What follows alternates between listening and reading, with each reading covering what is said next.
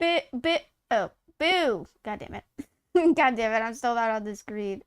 Hello! Greetings, everybody. Hello. Oh, wait, are you, oh, uh, Am, where, am I coming through this time? okay, yeah, I'm trying to make sure you're coming through the right audio. Alright. Oh boy, it has been a while since I streamed. Yes, we took off last week because the those enormous storms in the south. Oh yeah. Dude, it was even raining like a couple hours ago. I was like, oh boy, like Mhm. pretty hard. And I was like, oh God, I don't want to cancel this stream again. I really hope it doesn't last. And then it just stopped. And I was like, oh, okay. Hopefully it doesn't start up. But yeah. For those of you who don't know, but during, at least in my area, during rainstorms, sometimes the internet it affects the internet connection sometimes. The last time that there was like a really bad storm, it knocked over a tree, which knocked over our power line, which totally cut off our internet access for like a whole week. Almost, it was like leading up to almost 2 weeks with no internet access. And I was like, ooh, boy. But yeah, like some of these storms are no joke. But thankfully, it hasn't come to that. I hope things calm down after a while. But yeah, I've heard about the floods and stuff. Honestly, I guess I just am not in touch with like the weather and the news recently because I didn't know about the floods until like was it a couple days after everything, and I was like, wait, there were floods? I didn't know that. And then yeah, I'm kind of glad I'm not Um, in my hometown anymore because my hometown is like very hilly, like there's a lot of hills, and mhm. it is prone to flooding. So I'm actually glad like we don't live there anymore. But we live in like more of an urban area where it's like more flat lands and not that flood induced. But yeah, uh, for those of you who are in those flooded areas, like you know, thoughts and prayers. Like no one was expecting this. Like a lot of what is it researchers and what is it weather the people who like keep a track of weather forecasts and stuff, they said that we haven't seen levels like these water levels this high in like almost 100 years. I could be over exaggerating it, but it's been No, a no, it was it. You're right. It was a once in 100 year storm, and that's how this stuff works. And I was talking to a couple people about how most of the world builds their dams, their emergency like systems, their structures, their buildings to withstand the worst thing that's happened in the last 100 years. But the worst thing that's happened in the last 100 years is very, very, very, very, very, very, very different and often pales in comparison to the worst thing that's happened in the last 1,000 years. damn. And so it's important to remember that like I was going through an area yesterday where it's like, yeah, the flood water at the highest point came up to like to a point that is like it would not only drown all of the towns, it would put them underwater by 100 feet. And it's like, yeah, you probably want to like have some plan for that. The fact that they didn't have that some of the areas that were hit where some of the people died, that they didn't have certain warning systems that could be there. A lot of people had their warning systems coming to their phones, but the cell phone is it should not be your first line of defense. Yeah. Um, Like there should yeah, so actually it's very be like sad.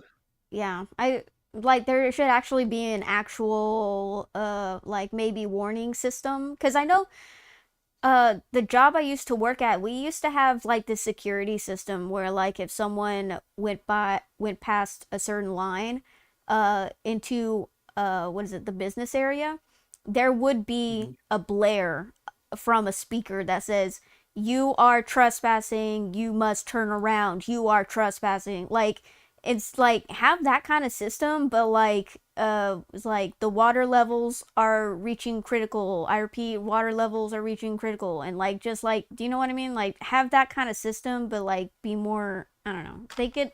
Obviously, this is all in hindsight, but Mhm. yeah, like never need to have better systems in place for these types of dangerous No, situations. absolutely.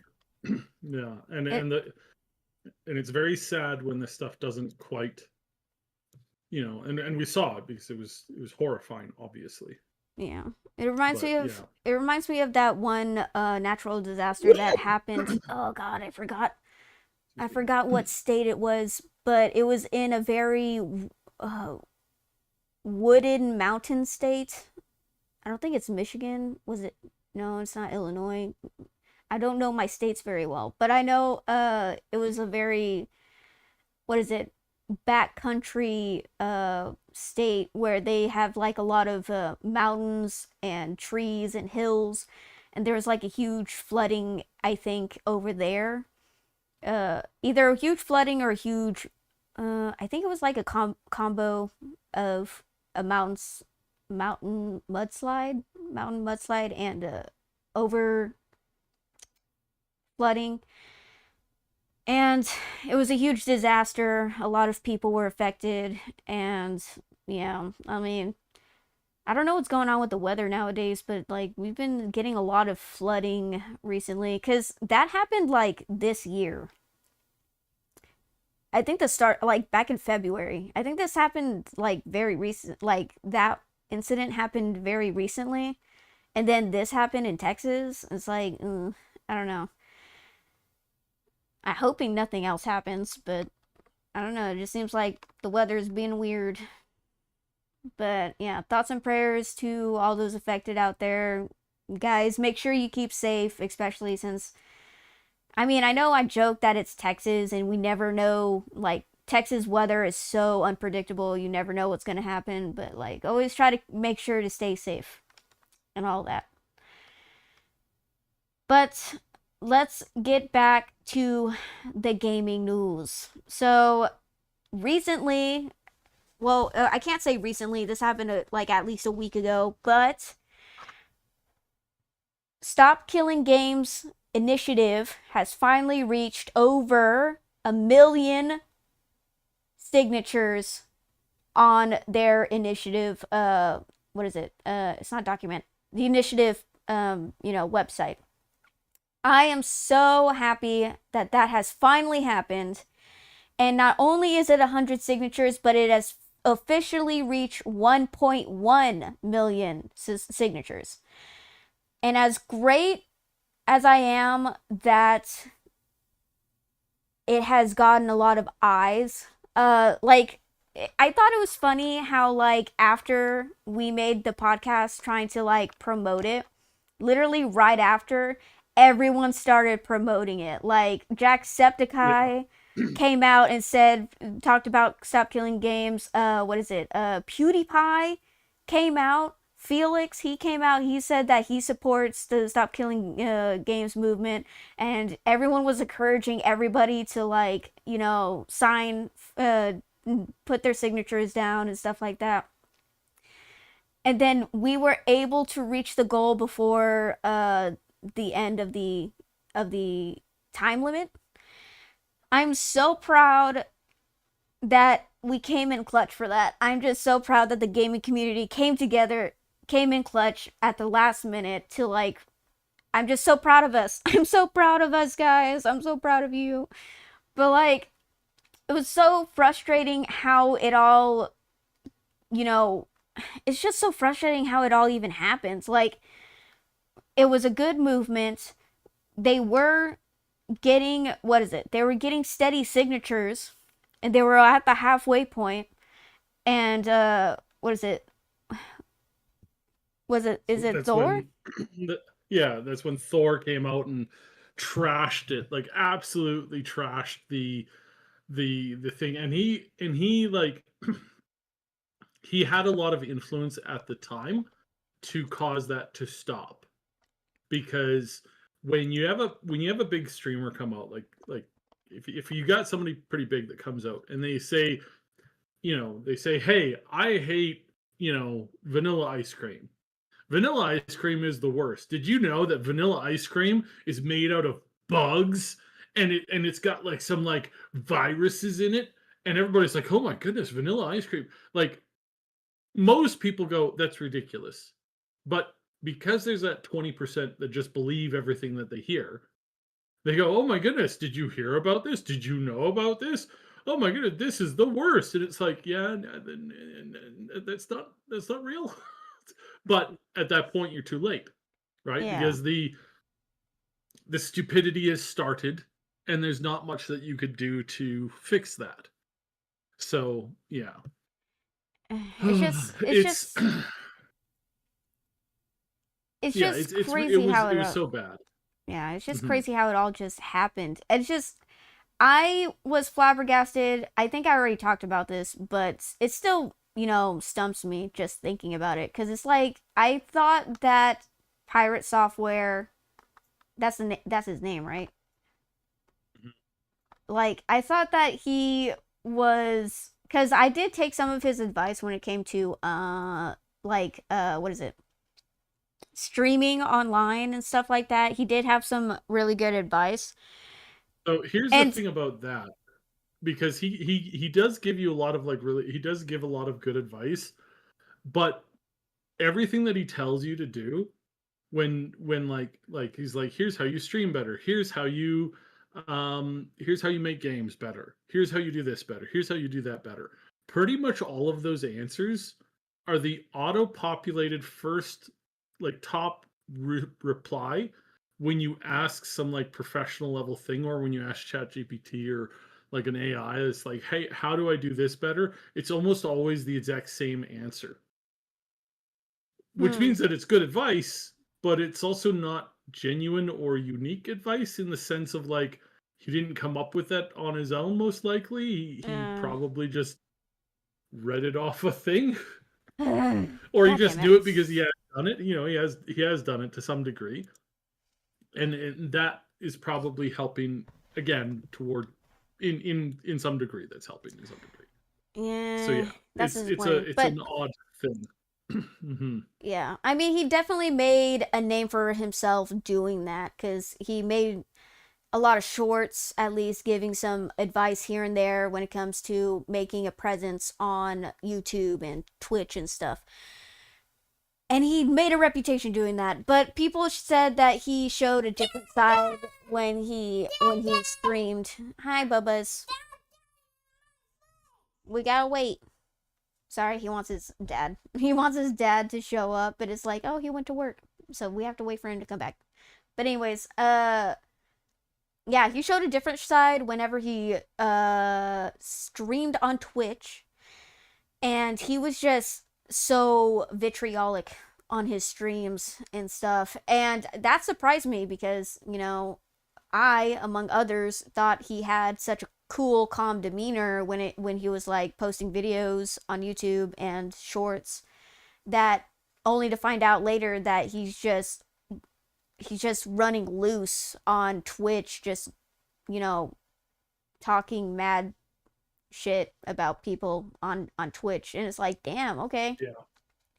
Man, I've So, been watching it all. So I watched Codeine Jesus do a takedown on him. I saw a bunch of this other people come out and do various takedowns. And again, it's like, are they? Is it all that bad? Like, is it all actually that bad? And the answer is, well, maybe. Like, not necessarily yes, not necessarily no, but it's definitely weird. uh, So what was the whole WoW, or was it League of Legends? What was the It whole was it drum? was it was World of Warcraft. Basically, he was playing there's a hardcore mode out that if you die, and this is an MMO where most people will die you know, at least several times leveling up. Like typically, like, if you're doing dungeons, you're probably going to die like, at least two or three times in a dungeon. If you're new to the game and you're not really experienced, you're not with groups that are like essentially cheesing the system or something like that. It's just one of those things that's very um, unique as an experience when it comes to like MMOs and stuff like that. Playing a hardcore server where death is permanent is quite interesting. And he did something that was, I don't want to call it like it wasn't good. Like he did something, he played in a certain way that got a bunch of people killed. Was it all his fault? No. Was it like, was he the devil because of what he did? Again, not really. Like it's kind of just, it was just sort of like he didn't do his absolute best.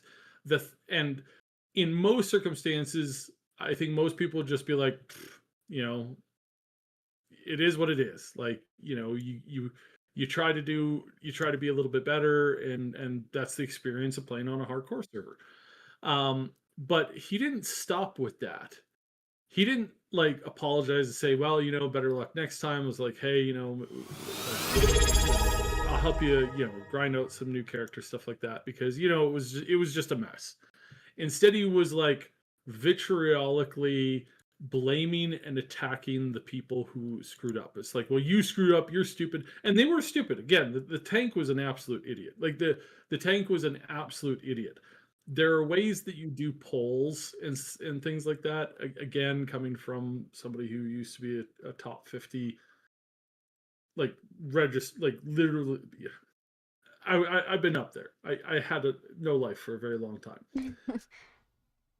I know how to play the game 1,000 times better than those idiots who were doing that. And the fact that Thor should have called that stuff out. He should have been like, hey, what are you doing going so far up? Like, do a long pull. Let's be safe. Let's not rush. Like, let's check our six. Make sure that we know exactly where the patrol is. Like, again, it's like I've been in that exact dungeon hundreds of times. I've seen that pole get people killed hundreds of times. How many times have I screwed up that pole? Never. You know why? Because I'm not an idiot. And that's really what it boiled down to, is in that particular scenario, somebody was just like, don't know, don't care to check the number one killer of the entire instance is that pole right there. And they were treating it like it was a joke. And it got like two of them killed, which is Damn. just like, again, killed in the game. And it's just a game. And that's part of why people watch hardcore WoW, I is to mean, watch the screw up, and all those hours, this 80, 90, 100 hour characters just get deleted like that. Oh, it's so brutal. It sucks so much. It's so funny to watch though. Oh yeah, my god, someone it's so someone fun said to watch. it was like watching like certain people had certain characters that fans were attached to, like what is it? Like Mhm. Love Island or something like that. Like there were people that the fans like rooted for, or at least characters in the game that people rooted for, and they're like, they're watching it as a form of entertainment. And then yeah, like because something happened and there was already kind of vitriol with Thor. That's his name, Thor. Like Thor Pirate Yeah. Software. Those are both his names, right? Yeah, Thor. Thor is his well, that's his persona, right? Yeah, and then Pirate Which Software is is which just is like his company, right? yeah. Yeah, and Pirate Okay. Software is his channel slash company. But I mean, you have to be really, really arrogant, like really, really arrogant, to get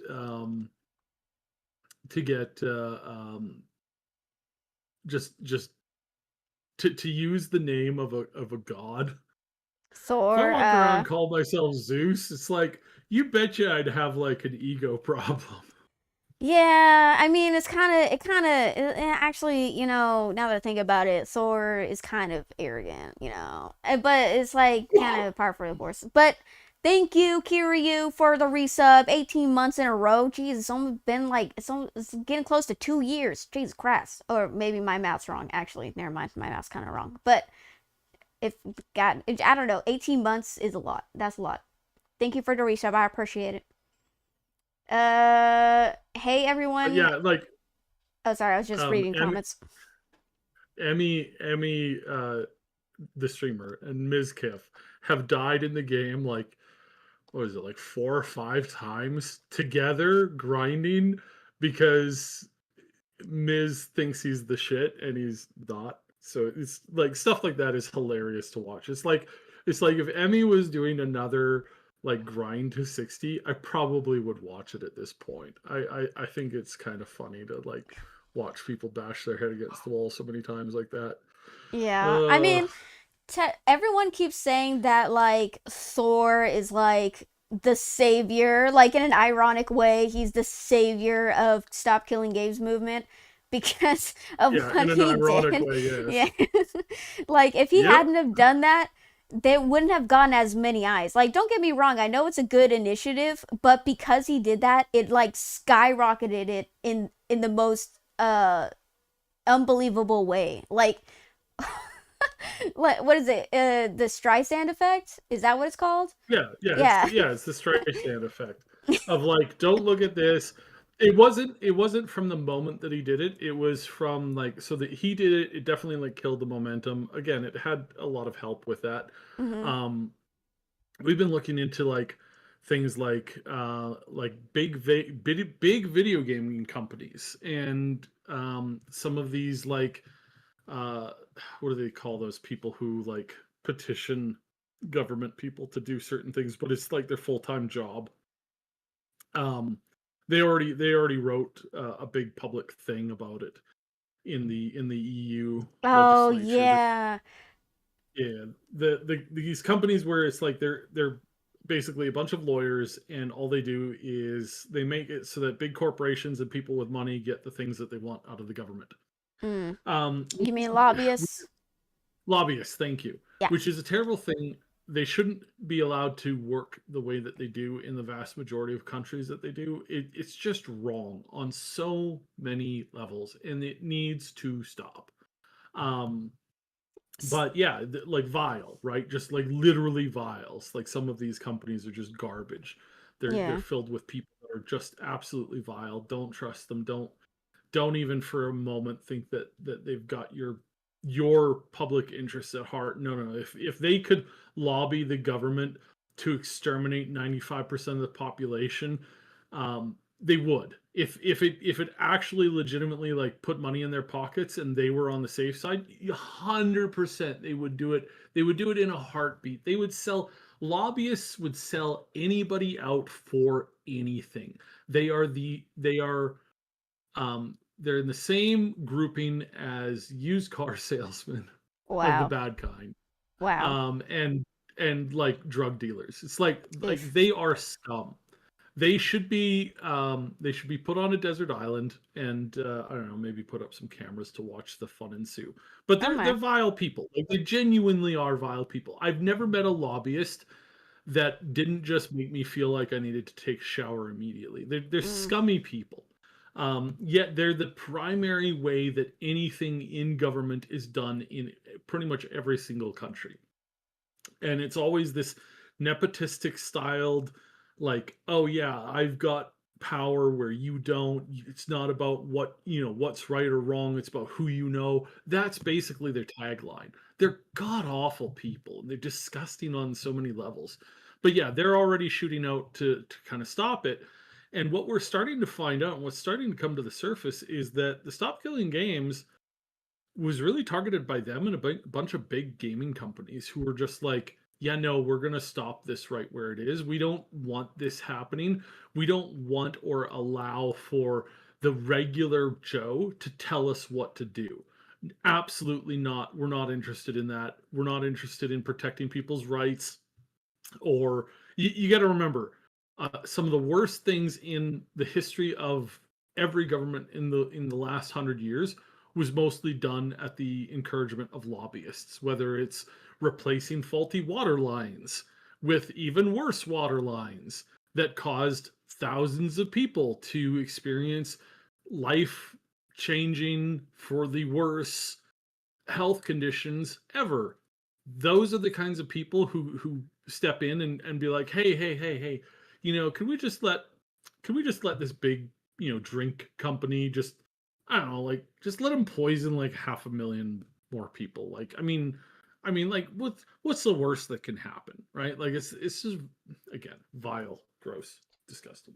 Yeah, and it's no brainer that the moment that the movement starts gaining momentum again, which is weird, isn't it a coincidence that Thor like said something and the movement stopped, and then when the movement started gaining momentum again, the lobbyists came out and they're like, "Guys, you don't understand.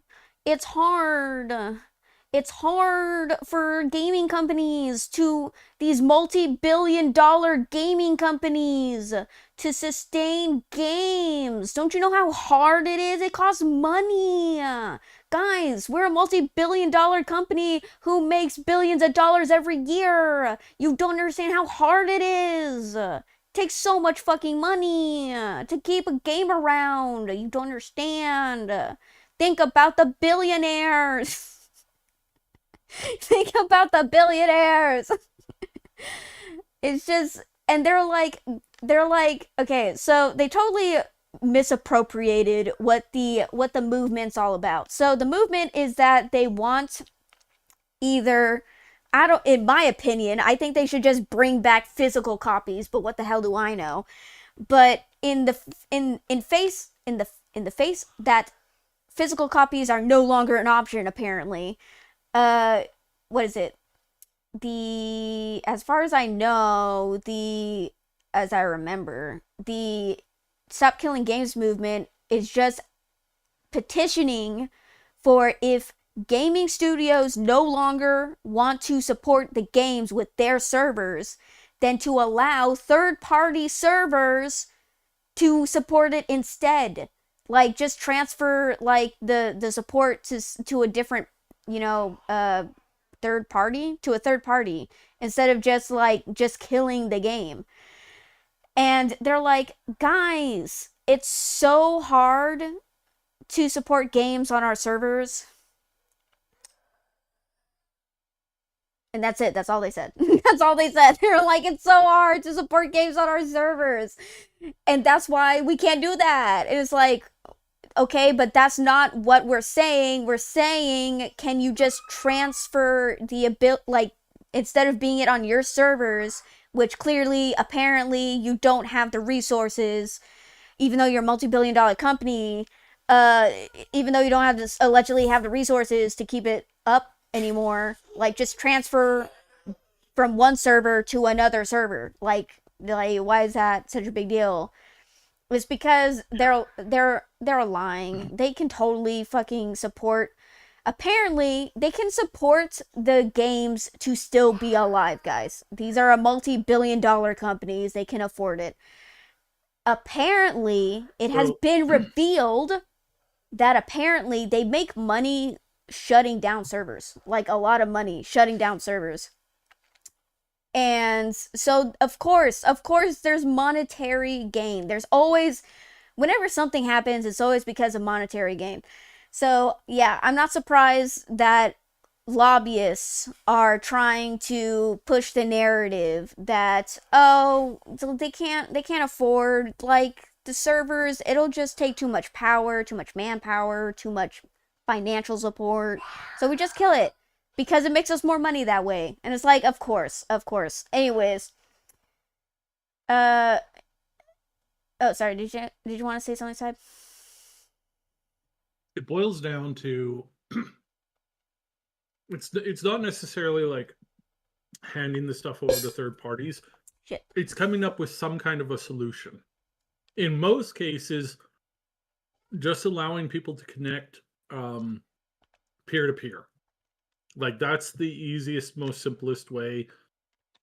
This was in the 90s and the early 2000s. This was all over the place. It was so easy to do. Allowing people to have LAN parties land groups, stuff like that. It's not shutting down the game or bricking the game so that you just can't do anything. Like that's what the point is. That's what they're that's what the initiative is asking for. That's what everybody is asking for. And it's like it's so bad. Yeah, Um it's just, I am not surprised that the gaming companies, using the, excuse me, I didn't, I burped. Sorry. Anyways, using the lobbyists as a mouthpiece to be like, no, don't do that. don't don't support us not killing games. Why would you do that? Like, I'm not surprised that they're coming out and saying like fighting back against this. I am not surprised. They have been slowly every stripping hour away. Sorry, what? every hour you don't play sorry, that you're playing an old game, you're not playing the newest games. And that's what a lot of these companies have wanted for a very, very, very, very, very long time. They don't want you to have the ability to play what you want to play. They want you to play what they want you to play. Yeah, yeah. I mean, look how well that's been going for them. Totally. I can see that. I'm just like not, like I said, I'm not surprised that what is it? I'm not surprised that they're coming out against this movement. I honestly, it was only a matter of time, to be perfectly honest. I was what is it? Uh so let's go over the timeline again. So oh god, I really don't, I am so sorry. I don't know his name. What's the guy who started the movement? Do you know? Side Accursed Farms. Hirsch? Accursed Farms. Cursed Farms? Cursed Farms. Cursed Yes. Farms. Sorry. Anyways, Cursed Farms, he started a movement of trying to, he's like been a advocate for stopping or for supporting games for a long time, even before the initial shutdown of The Crew, which was a video game. He was in support of maintaining game, at least archiving video games and making it like, I don't know, like I really wish that they would bring back physical copies. I think it would just help a lot if they brought it back, but like I said, gaming companies have been slowly stripping us away, or stripping away gamer rights for the longest time. And it's gotten to the point where they can literally just now, at this point, shut down games with a flick of the wrist and not tell anyone in advance. They can just do it whenever they feel like it. And that's a problem. That's an issue. Because they do it to games that they consider old. And that's not fair, because it did have a big popular fan base at the when it was around. It did actually have a fairly big fan base. What's to say that they don't stop support of a game that people really like? I don't know. I feel like this is a slippery slope. I feel like if they had the power to take away a game from the masses, it'd be like the Disney Vault. You know how Disney has like all the film of previous Renaissance golden generation, like the really older, the good Disney animations, the good Disney movies compared to nowadays. Like the Disney Vault, like they locked all the movies up, and I don't think they sell physical copies of the movies anymore. Like it's been years since I've saw like a Disney movie on like a shelf being sold. It's been a while. And Yeah, because they don't they don't want to do that anymore either. Like Disney really doesn't want to do that because they don't want you to watch a Disney movie without you interacting with their service on some level. Even if that's just getting an ad or going through their system in order to access something. yeah, sorry, I just read the chat. Yeah, we were talking about that. Interesting that Lazy Clay Gamer, sorry, I didn't say hi. Hi, Lazy Clay Gamer. Uh over 1 million signatures, cuz is also possible that over 100,000 signatures are from here in the US with the VPN. See, yeah, that's why I was lamenting that, like, unfortunately, if it was in America, if this movement was in America, we would have had the signatures for it. But like I said, it's in the EU. You have to be a resident of the EU in order for it to be, an official signature. But yeah, I'm not surprised that people fucked around and they used a fucking VPN to try and trick the signature application, which is detrimental to the movement, guys. Thank you for doing that. I Goddamn, don't like, think I don't think it's 100,000 I'm not sure who. because it's I know not. some people did it. I know Americans. I know some of them did that, and I'm like, you guys need to So don't. Why are so you you hindering us? have to Stop it. so in order to do that, you actually have to have access to somebody's ID in Europe. And that's not an easy thing to do. I know we So like. I think it's a lot less than 100,000. I think it's probably around like somewhere around like maybe 5 to 10,000. God damn. Because you just can't scare up that many like ID numbers for people living in and you have to like know their address too and a bunch of other stuff. God So damn it's it. like it's really really hard to do that.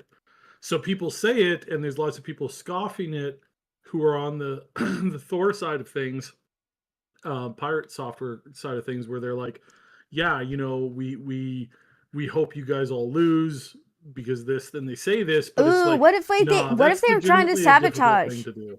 What if they were trying to sabotage? Oh, I'm sure there were lots of people trying to sabotage this. Yeah, by putting fake Like, signatures. yeah, but I mean, it's like it's again that is extraordinarily difficult to do. Like, it's not impossible, but it's like your average, like, 17-year-old, 12 to 17-year-old gamer, not going to be able to do that. Like, just not going to be able to do that.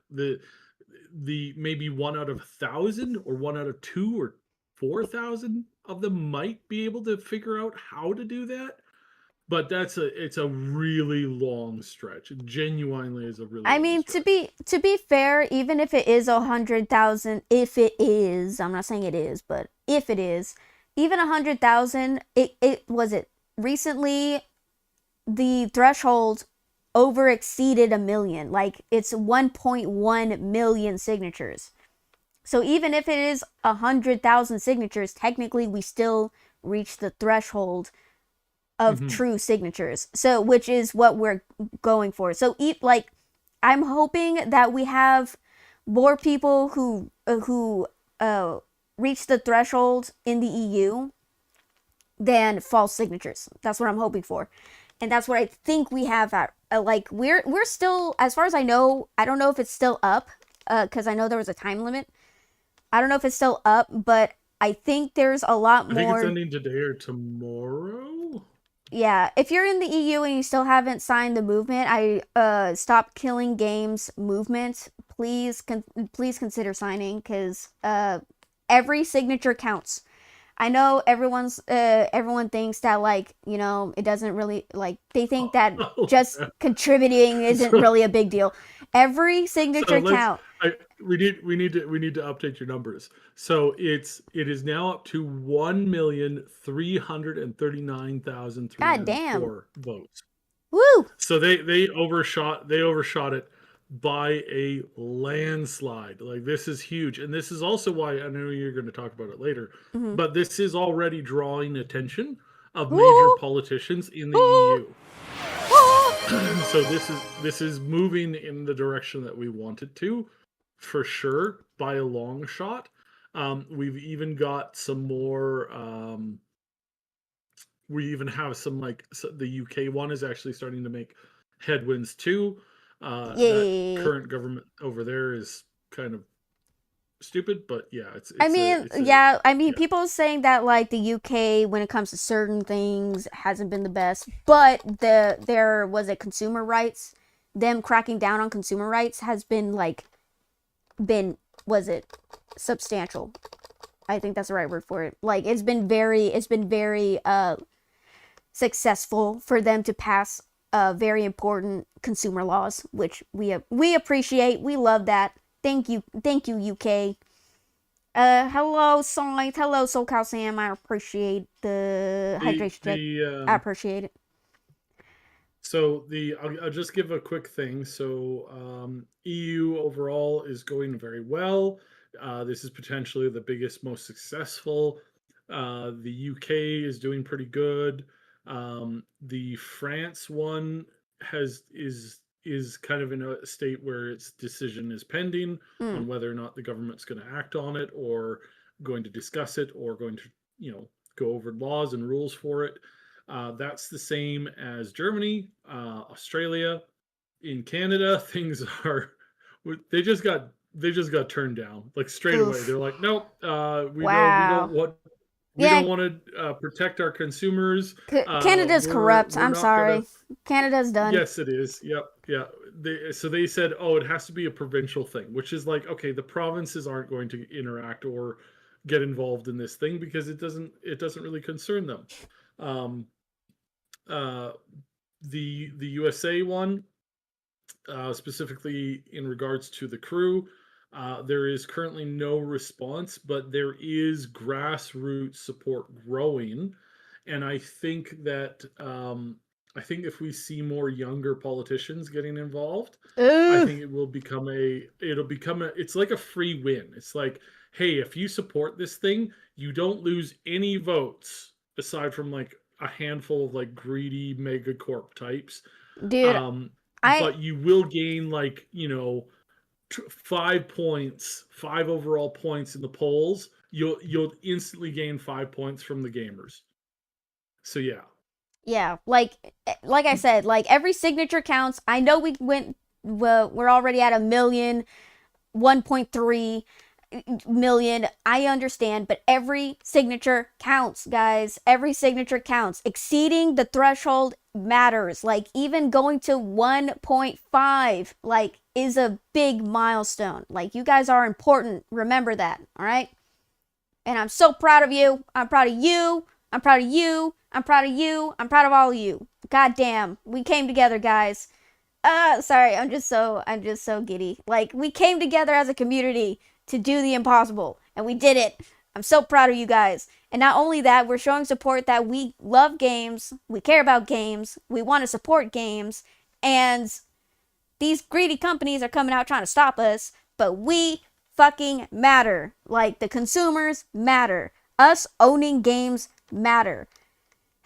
I mean, we haven't gotten to that point yet. We're just trying to stop them from like destroying games when they don't want to support them anymore. But it's one step going towards us having rights again as consumers. Like it's just Reaper for President 2028. Nah, I don't know about that, but yeah, I'm just so excited because it had reached a big audience. Like it exploded overnight. And I'm just so happy and glad that this happened.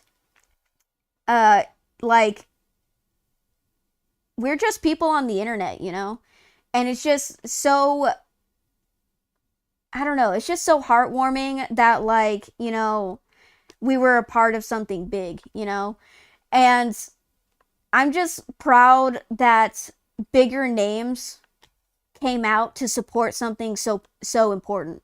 Like I wasn't expecting PewDiePie and Jacksepticeye, among other people, to come out and stand with the gamers. Like, it was such a back burner movement. Like, it was something that happened in the background that people were passionate about, but like not a lot of people in the mainstream were talking about.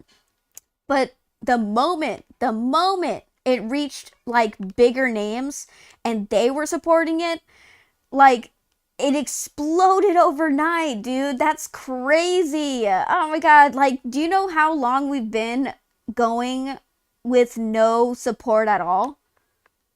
Oh god, that's kind of sad to realize. But we have been going on this fight for in the dark for many years. And for at least we got this done, is such a huge milestone, is such a huge accomplishment. You don't understand how important this is. And I'm just so proud of the community. I'm proud of, those big influencers taking a stand and really helping us along the way. Like, I'm just so proud of everybody. I'm proud of everybody. I'm just so happy. And you know for a fact that the moment that, because, like, not, what is it? You said that it was the vice president who was the vice, wait, what was it? What is it? Oh, yeah, the vice president of the EU Parliament just came out in support of the Stop Killing Games movement. In support. They're supporting us. Oh my god, sorry. It's like, oh my god, an actual person in the government is supporting our movement, guys. Oh my god, like, we might actually be able to get stuff done. Oh my god, this is crazy. Crazy how if we all come together, things happen, guys. Things actually happen for the better. We do have power. We do have influence. We just need to actually come together to stop this stuff from happening. I'm just so sick and tired of like corpos and like, was it corpos and corrupt people telling us that we don't matter when we do, because they're afraid. They know that the moment we start actually aligning with each other is the moment those corpos and corrupt people start losing their influence and power. That's why they always have us they have us at each other's throats, like fighting about, like, was it, should you support this game or not, and stuff like that. It's because they want us to fight with each other so that we don't fight them. And it's just, ooh, so slimy. I hate it. But I'm just so glad we came together as a community for something this big. This is like the most important thing for us to have accomplished, besides the whole Helldivers community coming together to achieve whatever milestone the Helldivers needed to achieve. Like, we did it, guys. I was hoping that the community would do a Helldivers moment and come together to accomplish something great, and we did. We did it, guys. We did it. I'm so proud. We actually did the Helldivers thing. I'm so proud of all of you. God, I can't believe it came true. I'm so glad. I also heard that Pirate Software made a copyright strike against an indie game that was just a parody. Thor believes that the game was using his voice without his permission, but the game didn't have his voice at all. Oh god, I didn't even hear about that. Yeah, he's kind of crashing out a little bit now. Yeah. Like, again, if he wanted to win in this situation, he'd just come out and he'd say, look, I don't think this is the right way to go about this, but the majority has spoken, and I believe that the best thing to do is to offer advice on how to best get the best outcome by offering or like communicating the importances of A, B, C, D, and E. Like, if he really wanted to win, that's what he would do.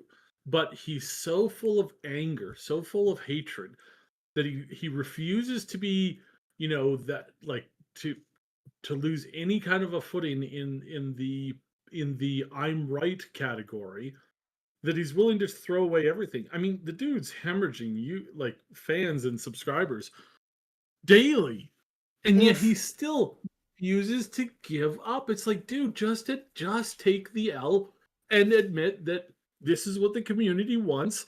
Let's get behind it and do it in the correct way. But but he refuses to do that, and because of that, he's not moving anyway. Like it's just, yeah, no. Yeah. Uh, Wait. Interestingly, this movement began when the servers for the Crew 1 went down when someone discovered an offline mode for the Crew 1.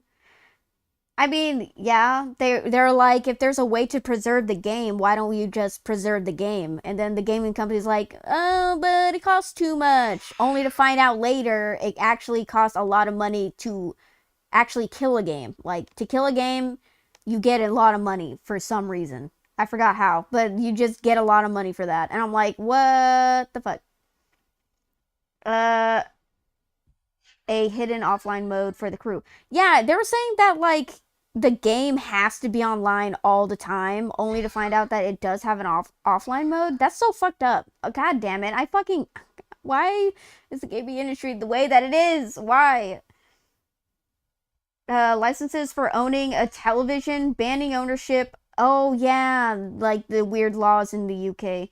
Licenses for owning a television, banning ownership of assault screwdrivers, and arresting people for being British. Peak UK. Jesus Christ. We need gamer representation in government. Don't you know that MatPat went into Congress to make a new caucus? I love saying that word.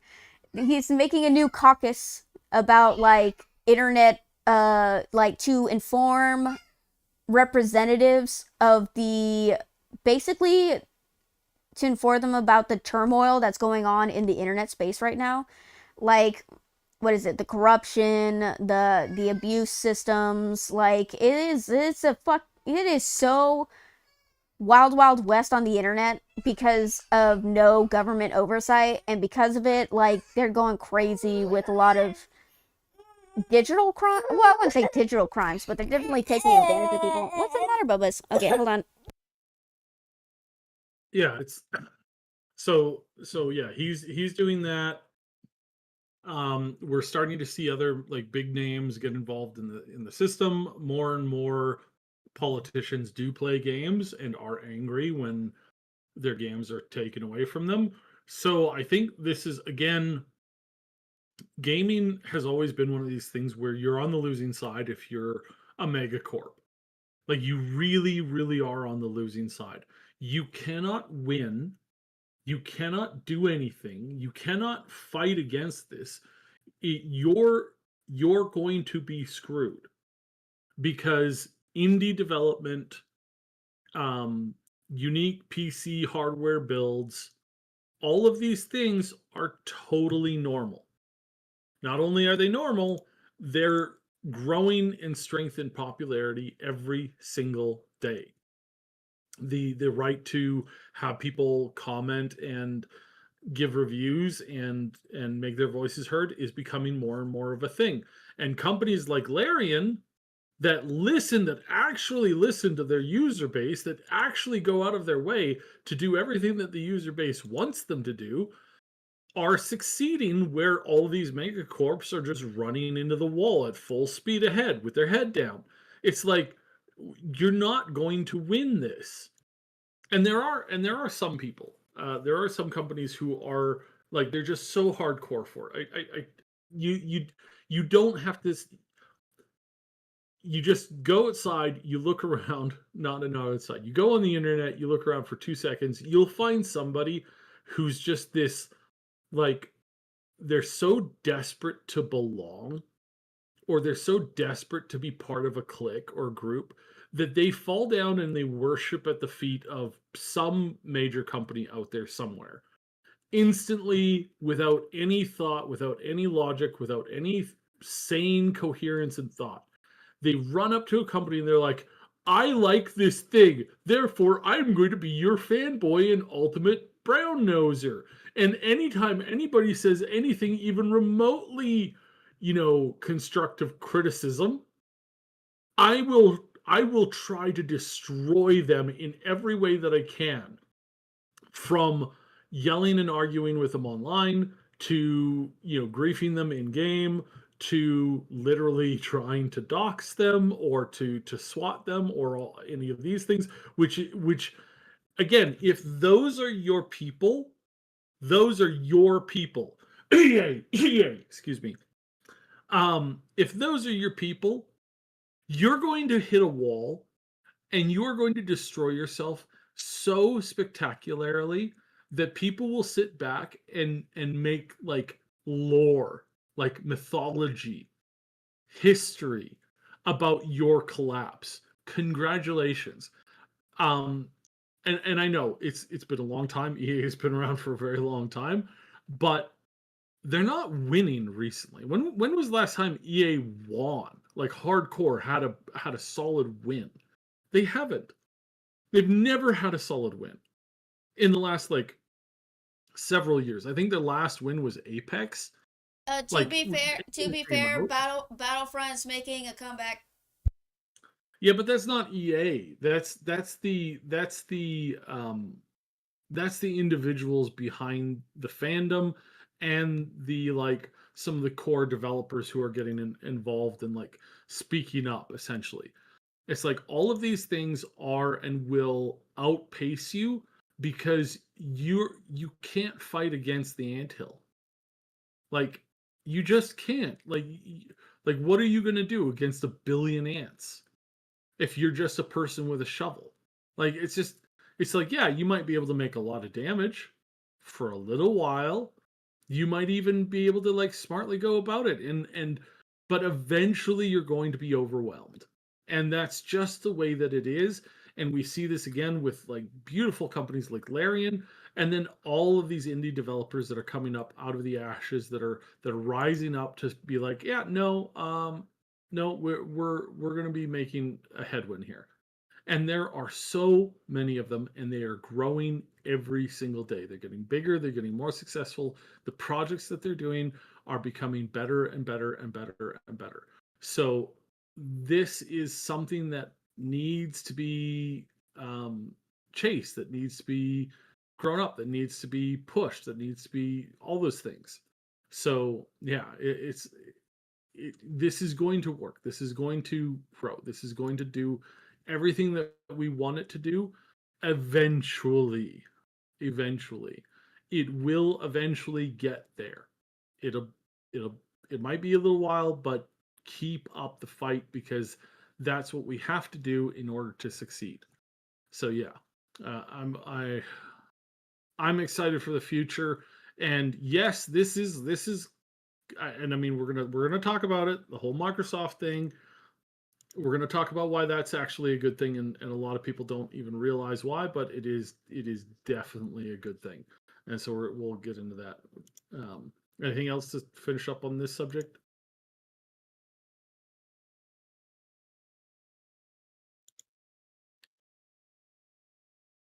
Are you there? Are you there?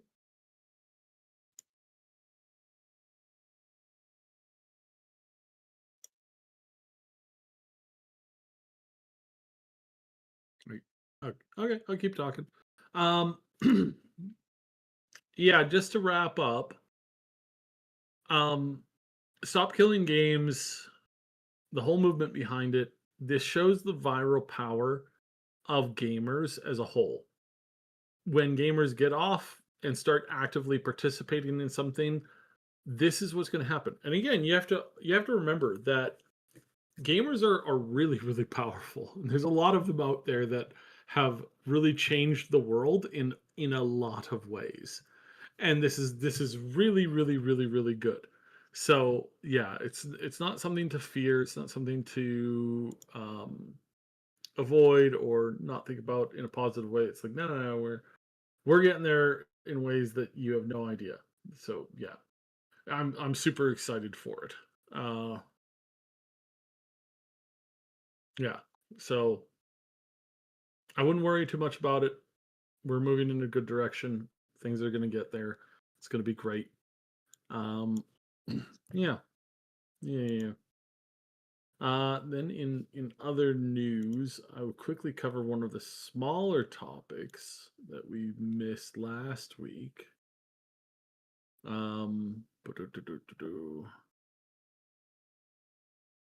So, oh yeah, here's a great example.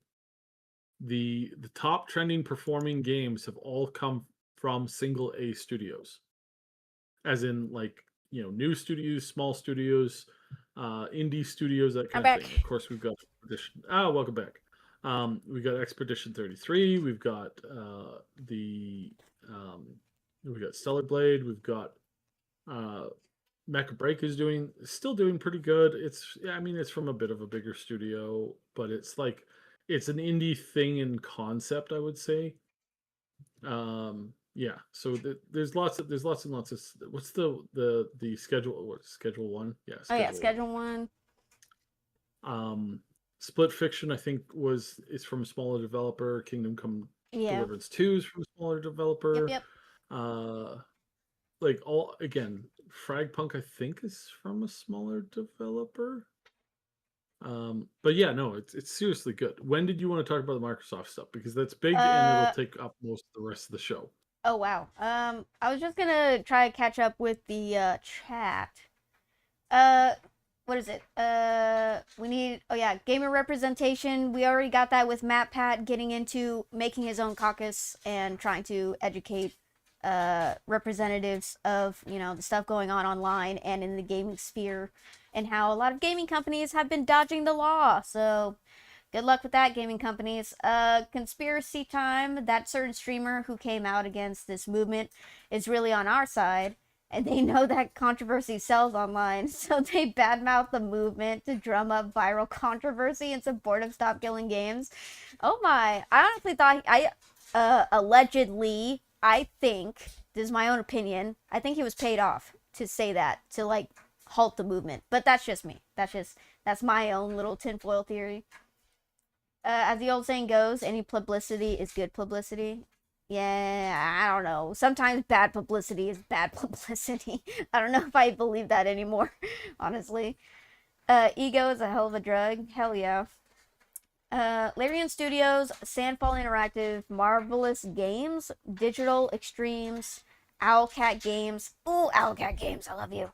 And so many other awesome game developers that deserve your time and hard-earned cash that so many billion-dollar companies do not deserve a single penny from you. Hell no. Hell no. Just because they're a big brand name doesn't mean that, your value is guaranteed. But yeah, like, this whole debacle just really goes to show how far the gaming industry has fallen. In terms of, they're the titans, and they've fallen so far. Creativity is down the drain, and it's left up to indie studios to pick up the slack. And it shows, and it's showing. The outpour of support for indie studios is overwhelming, while the support for AAA studios has gone down exponentially. So yeah, I can't wait to see what new indie projects come out, and because they'll be more creative and more passionate about the games than indie studios. But yeah, trying to see if there's anything else. Oh, what about that steampunk game that's coming out? Is that a small studio? I would assume so. Which one? The one, Clockwork. Shit, what is it called? Clockwork something. Revolution. Clockwork Revolution, I think it's called. The one where I didn't know it was an RPG. I thought it was just like a, what is it? I thought it was a already pre-made character that you play. I didn't know it was an RPG where you can make your own character, and then you can make choices, and then depending on the choices, different situations happen. And I was like, I didn't realize it was like a fucking RPG. I was like, what? But yeah, that was a nice surprise. I wasn't expecting that. Ahoy, did I just walk into a bat making game reports? Hello, Spy 9 B9 sorry, I'm sorry. First time chatter, hello, welcome in. What is it? Yeah, we're making gaming reports. Hi, Jamuse, welcome in. Hello. Oh, I'm sorry, Giagos1, welcome in. I'm trying to remember what else. Oh yeah, we're glazing indie studios right now. Clockwork Revolution by In Exile Entertainment. Damn, that's actually a really cool name. In Exile. But yeah. I'm pretty sure that's an indie studio. But yeah. A lot besides Resident Evil and I guess maybe the new Resident Evil and the new Call of Duty game that's coming out, I would assume that like most of the titles that garnered some interest were mostly indie games. Well, I say that, but I haven't even like looked at Sony's like state of play or what is the other one? Like Nintendo stuff. I haven't seen anything. I don't know. It's just I don't own a Switch. Maybe if I had a Switch, maybe my tune would change. That Jamuse guy, never heard of him. Yeah, I don't know who that is either. Yeah, it's just a weird name that popped up. I don't know. But like, yeah. Stop Killing Games initiative is going strong. We're at 1.3 million 1.3 signatures. We have over exceeded the limit, but that doesn't mean we gotta stop. We can still make a point by signing or at least the EU people signing keep getting those signatures out there. Like putting it, let's bump those numbers from 1.3 to 1.5, guys. Let's go. I can feel this comment. Oh my. The state of play was 20 minutes of Yote. Oh yeah, the new gameplay for the Ghost of Yote. What do you think of the game so far for that game, Seb? Have you seen anything for the Ghost of Yote? Yeah, it's not my thing. It's the like the setting and all that stuff is like I like it. I really like it when these games succeed. I really liked it when Ghost of Tsushima, I can't pronounce that word. I really liked it when it had all the success. I like those games. It does not trigger the thing that I like doing in video games, so I tend to just kind of not really look at them that much. Yeah, fair enough. Which is weird because like I'm not, so I tend to avoid most Dark Souls type kind of games. Like I usually avoid them. And it's mostly because I don't like the RPG mechanics, the RPG system, the storytelling, the interacting with NPCs isn't enough to my liking. I prefer like a way bigger world that's a little bit more friendlier. Now that's to say that that's the way I've approached most of those. There are other games that I have played that I have definitely got into way more. Which is the one vampire Dark Souls game. That one I really got into, and I think I was like vampire Dark Souls, Bloodborne. God damn it! Yeah, a lot of people have been crying for Bloodborne to come to PC, which they still haven't done yet. Not Bloodborne. Code Vein. I really got into Code Vein. I love Code Vein. Yeah, Code Vein 2 is coming out. It's Dark Souls. Okay. Well, yeah. Actually, never mind. The system is similar. Never mind. Fuck it. Okay. Yeah, and then when I played Chrono Odyssey the other day, it's like that got me going. Like I really enjoyed that game. I was all into that. I was like, yeah, this is my jam, man. I love this stuff. So it's kind of weird. It's really wonky because it's never always the same. I can't tell you like how it works in my head, but if I don't click with a class with a particular play style, I'm just not into it. You know, I totally understand. So. I have preferences. I have preferences too. Like there's some games I can get into and some I can't.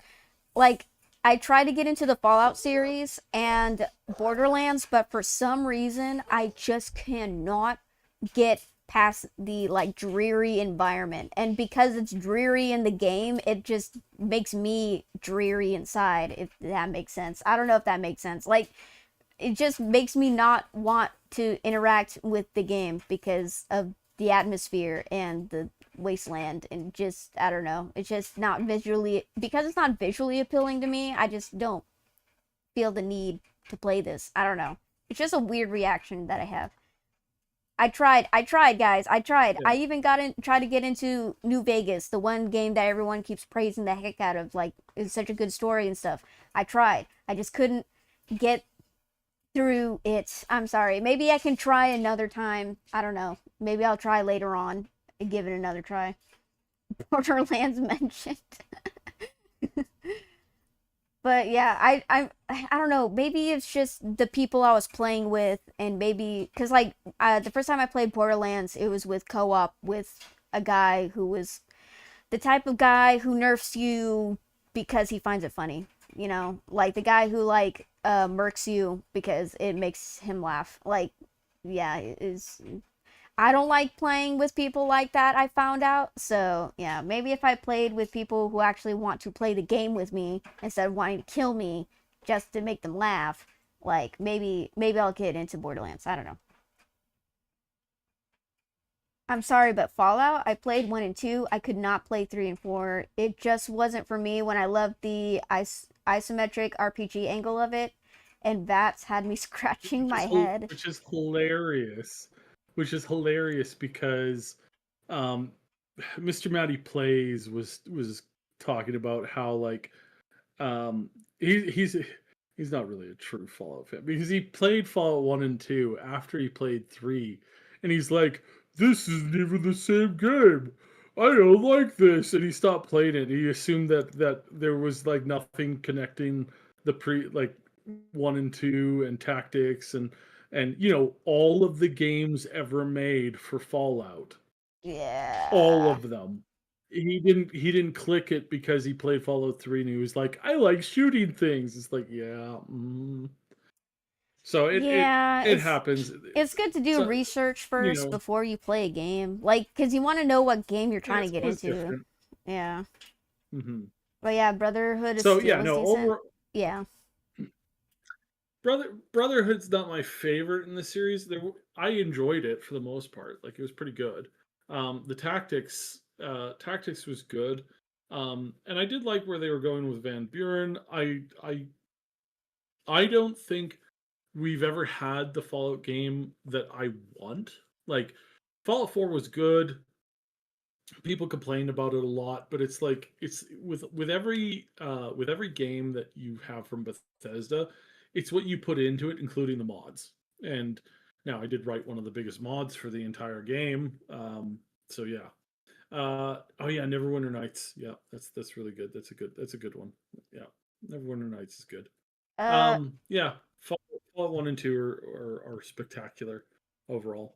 uh Switch Speaking of which, we really need to talk about the Fallout what news. Okay, hold on, let me get through. Jamusa's said something about Switch. Switch was mainly focused on the second, and there's a lot of bad news around Switch Done 2 what? banning consoles or the game cards not getting sales since they're not actual physical sales.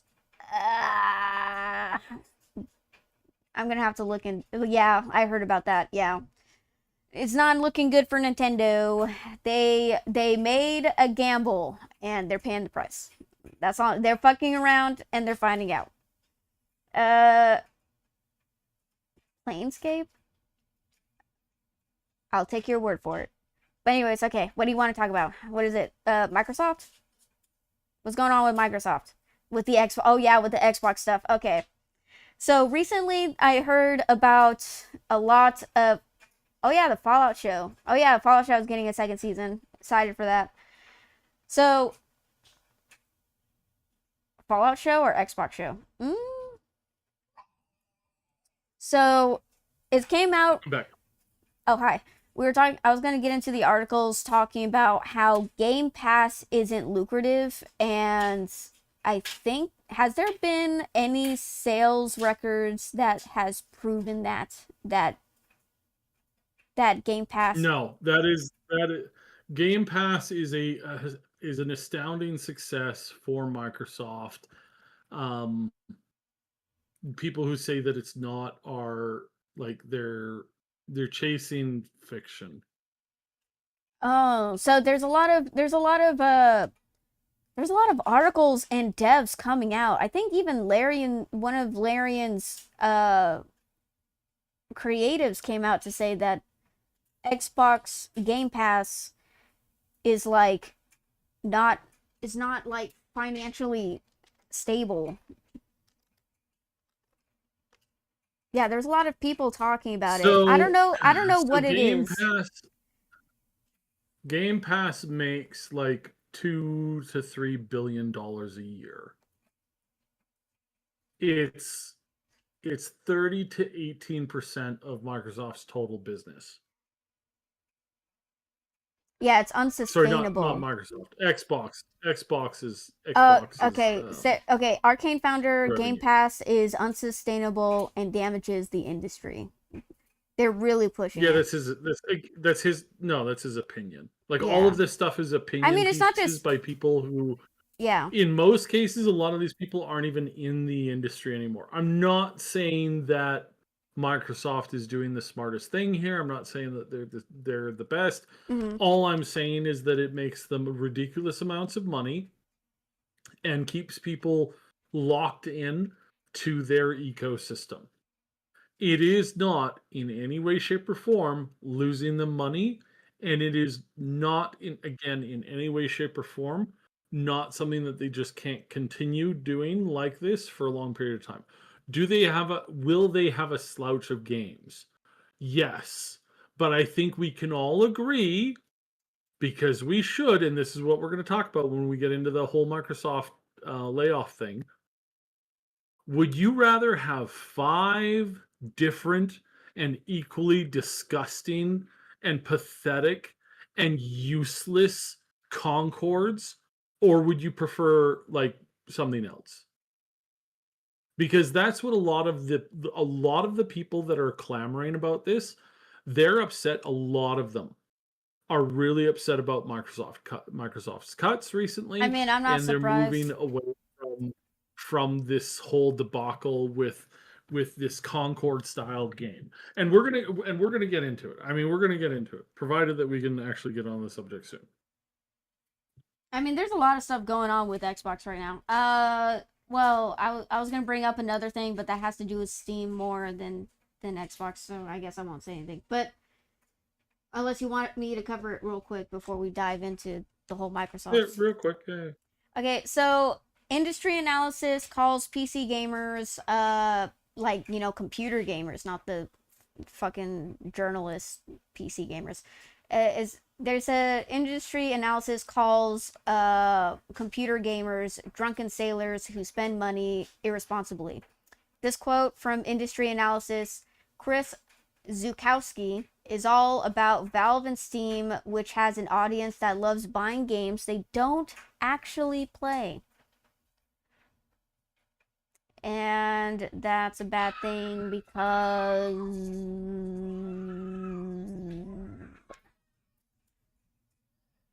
why is that a bad thing?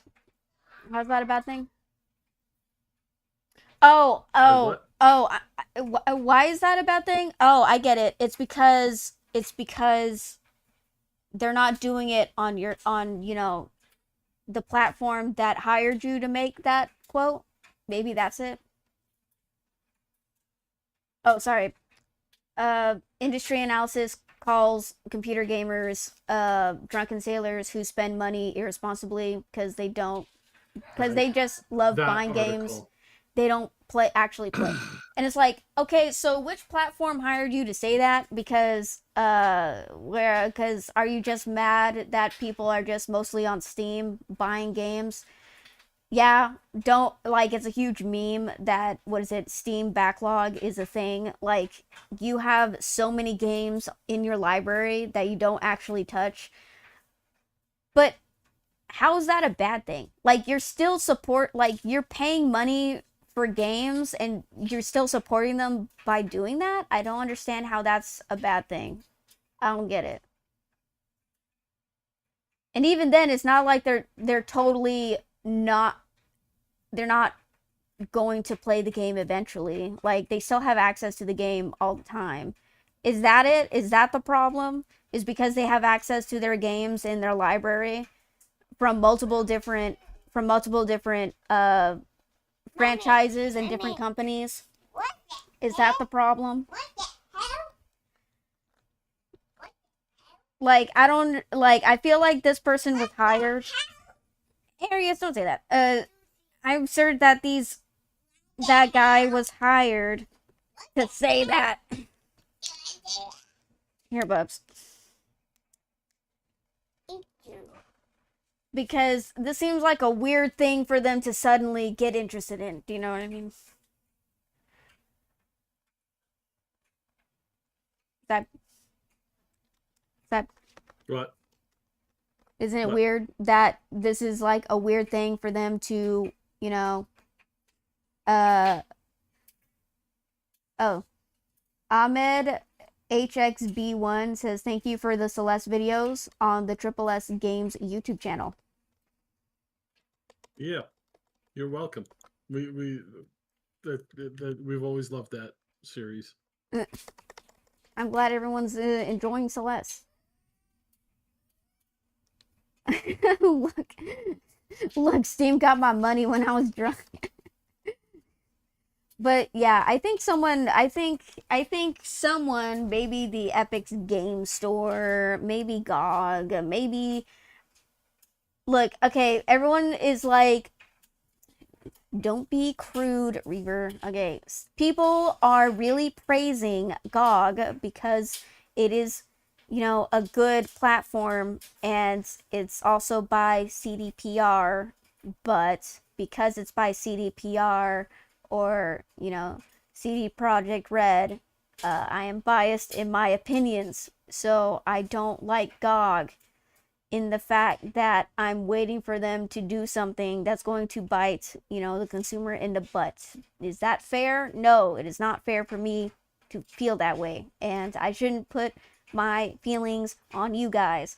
And GOG is a good streaming service, not streaming service, is a good gaming service where you can actually buy games and download them without getting any type of repercussions for doing so. And you can actually, the moment that it is downloaded onto your PC, you fully own that game. They won't come after you for modding. They won't do anything about it. You have purchased the game. You have owned the game.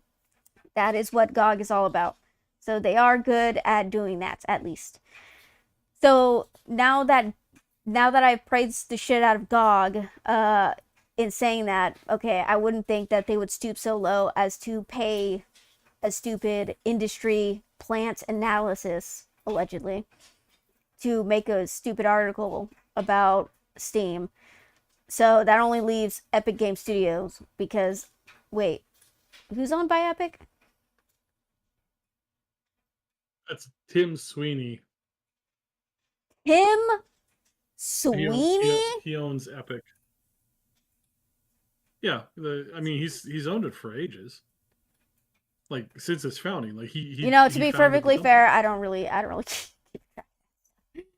I'm a gamer. I only play games. I don't know all the politics that goes on behind the scenes. But yeah, it goes to show. Fucking okay, so some people theorize that the Epic Game Store was throwing a fuss against Apple was because so that they could be more predatory to their consumer base without Apple, trying to steal money out of them. Or sorry, not steal money. Squeeze money out of them because fucking I don't know. What is it? Because Fortnite was like on the wasn't Google app. It was on the Apple App Store. And because of some stupid rule, like you can't can't third party like make purchases on the, I don't know, some just, I can't stand these people. But they're like, oh, you can't make money off of third party purchases or whatever off the app. And then Epic's like, actually, that's against the law, Apple. I'm so paraphrasing right now. I'm sorry. My nephew wants me to fix a toy for him, and I'm just rambling while I try to fix this toy. But anyways, yeah. I mean, I don't understand why that's a bad thing, like buying a game but still having it in your inevitably long Steam backlog.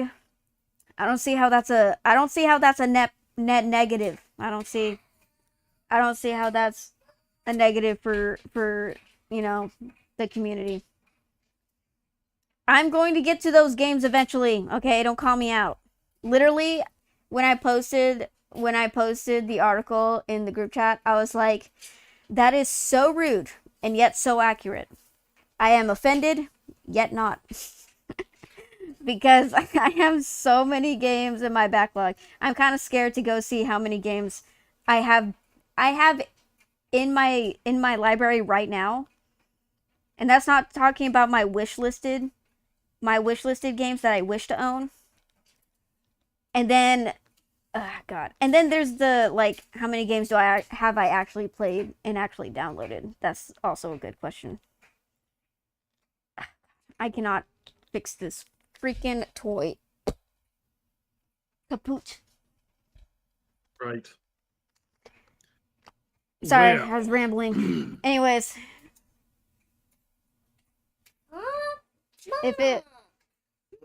Ahmed said, if it wasn't for you, I wouldn't be in 8C right now.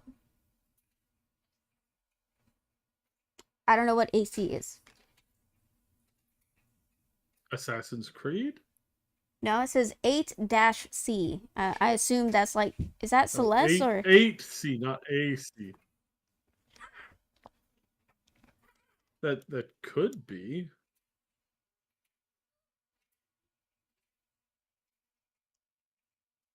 Basically Celeste. Oh, okay. Oh, okay, yeah, gotcha.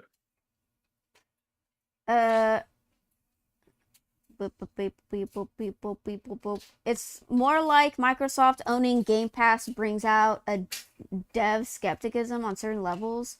That's what I deciphered. I mean, Xbox hasn't been a good steward for their games regardless. Yeah. 323 Studios, Halo ain't looking good.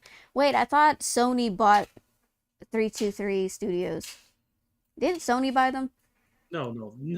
That's Microsoft. That's Microsoft's formerly their flagship studio and their flagship IP.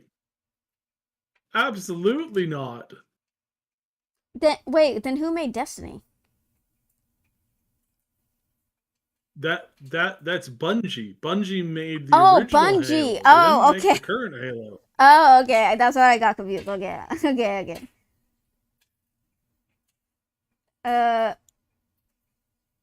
I was really looking forward to the Marvel games Blade. I think Machine Games or ZeniMax game developers were working on the game, but they were all laid off by Microsoft since they are super focusing on AI. Is that why there's so many layoffs? No. I'm gonna get to it. I'm gonna get to it when we actually cover the topic. We're kind of all over the place. Are you sure you don't want to cover it now? Microsoft is not triple. Well, yeah, that's what I'm waiting for. I'm waiting for us to like. Are we ready to start covering the Microsoft stuff? Let's see. Everyone's okay. We're just literally talking about the same topics. Dude, I realized I post like 5 videos and articles of the same topic. I realize I do that. I'm sorry. It's just that like I try to see if anyone has like different perspectives on the same topic. Okay, Microsoft expected to lay off up to 9,000 employees, includes Xbox staff.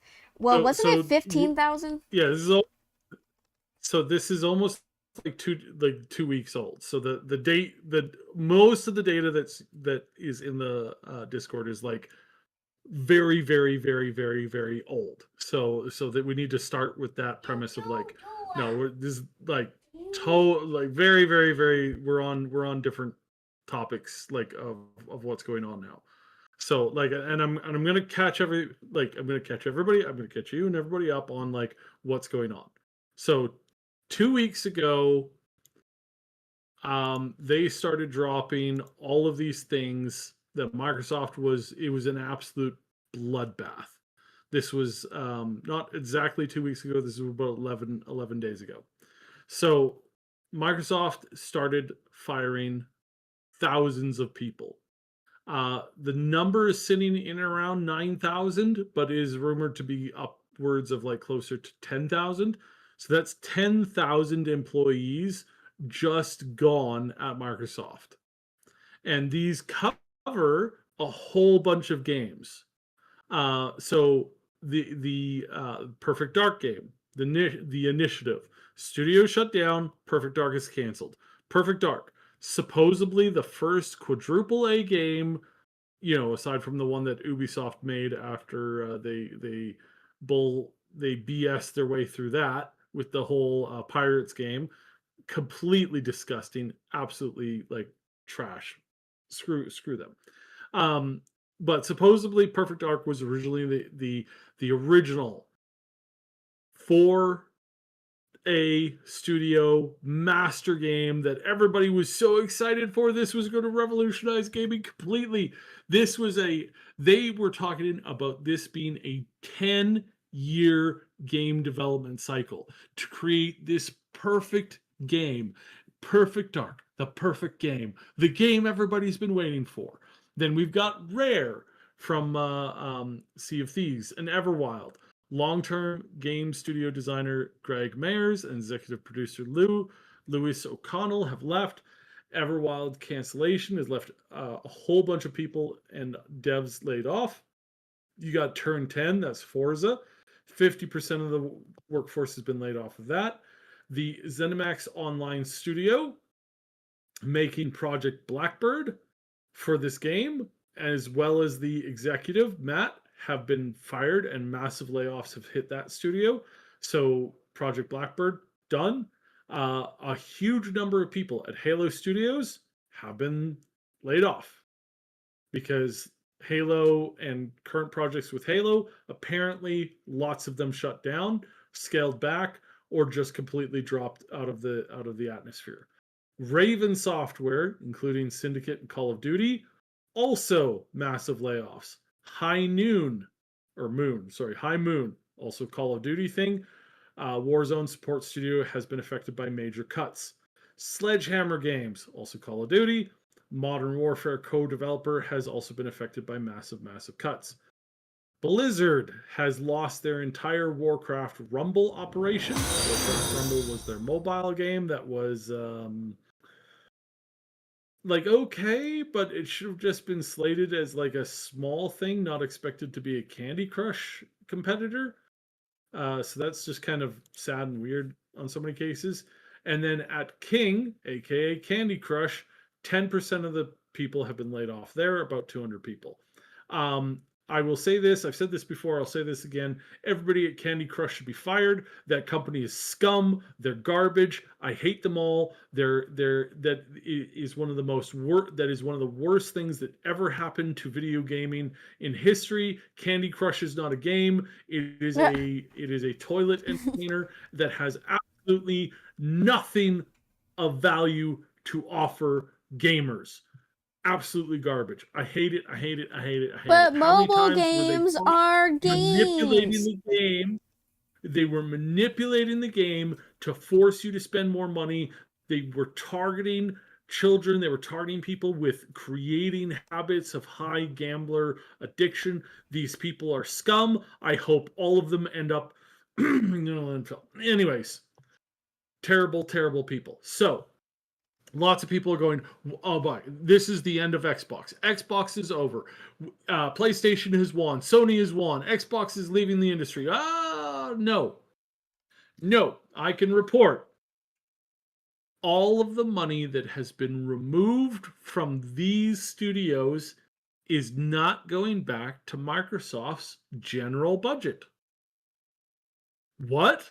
Then what are they doing with all the money, you ask? They're investing in other games. So they've taken these games and they've turned around. They said, we're doing a 180. We're going in a different direction because this is not the future of video gaming anymore. Oh my God.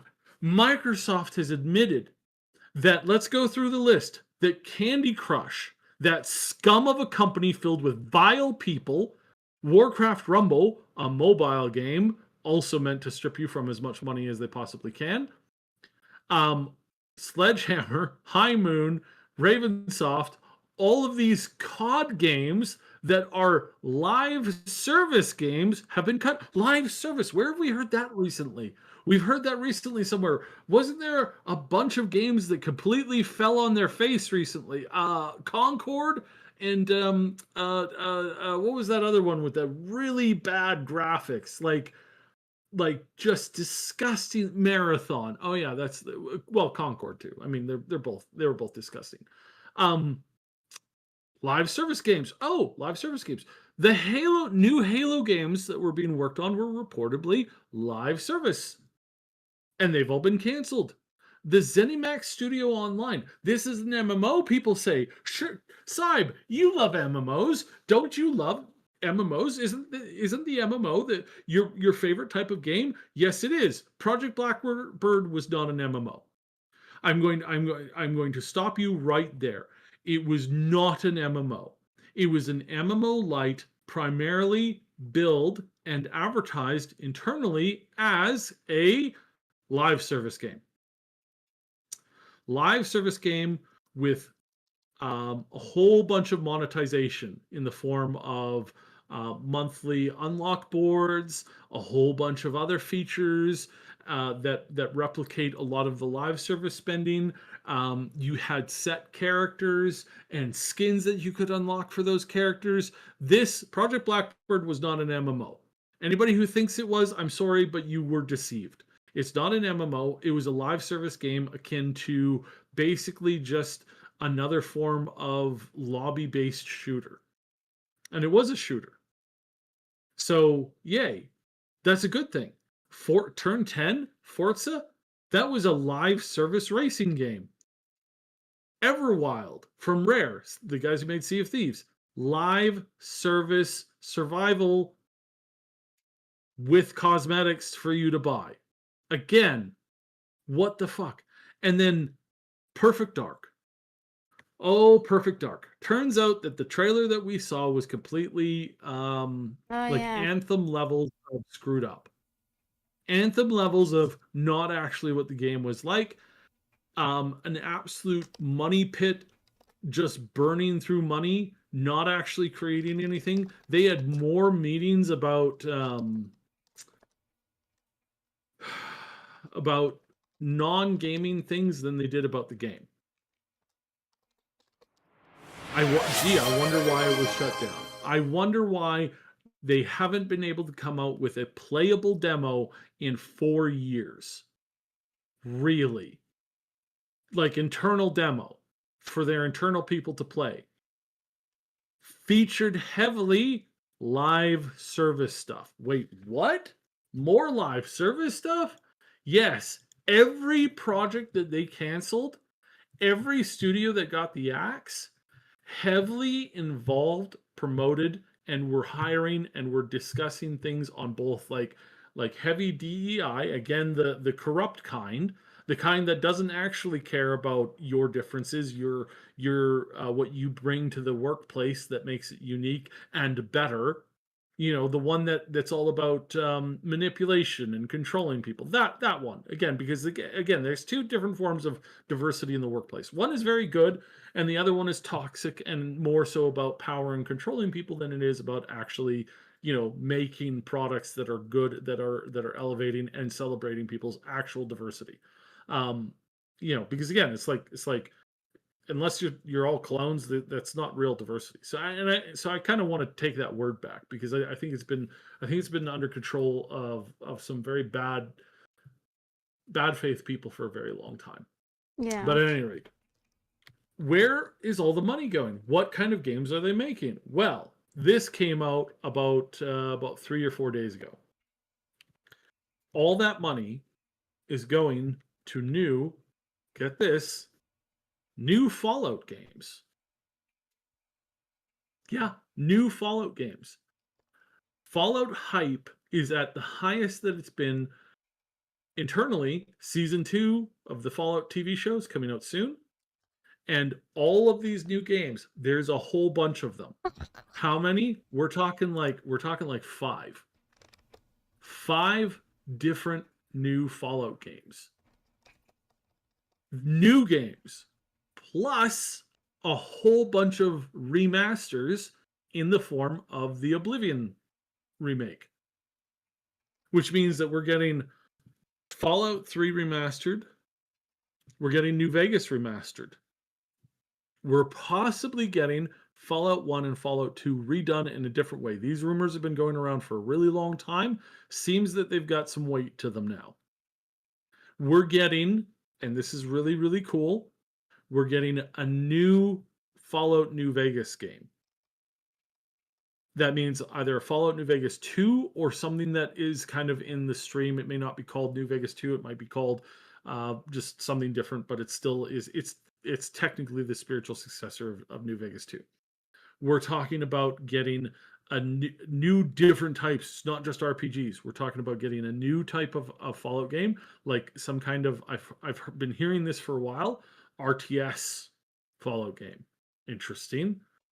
You like, wait, does the world support that? Yeah, it does. There's a whole bunch of really, really cool stuff with that I'm really looking forward to that kind of stuff. I'm really excited about it. But yeah, it's like you could control Caesar's Legion versus the NCR.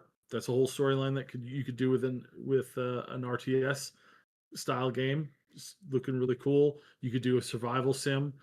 You could do a whole bunch of other stuff. But yeah, we're seeing a whole bunch of new games, and then they've also been investing in a whole bunch of other games that are leaning towards having this heavy experience, this heavy player RPG experience. Single player games, not necessarily online, maybe having an online component. We're seeing a whole bunch of them. Whoa. Like this is a game changer when it comes to Microsoft. This is Microsoft walking away from every bad game we've complained about for the last 5 years or more or longer. This is them going, yeah, we're not doing any of this stuff anymore. We're done with it. We're moving in a completely new direction. What? Oh my goodness, really? Yes. Yes, really. So yeah, we've had a huge number of leaks. We've had a huge number of people coming out and chit chattering about it, which means like nothing concrete. But this is the move.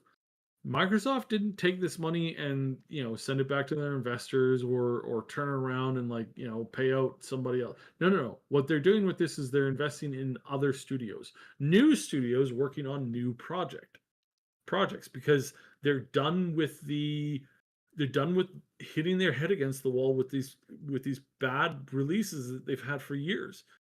Fallout 76 is getting its biggest ever update. It's getting its biggest ever update coming out this fall, I believe it is.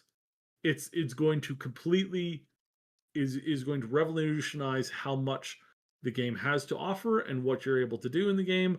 We've seen their last update, the fishing one.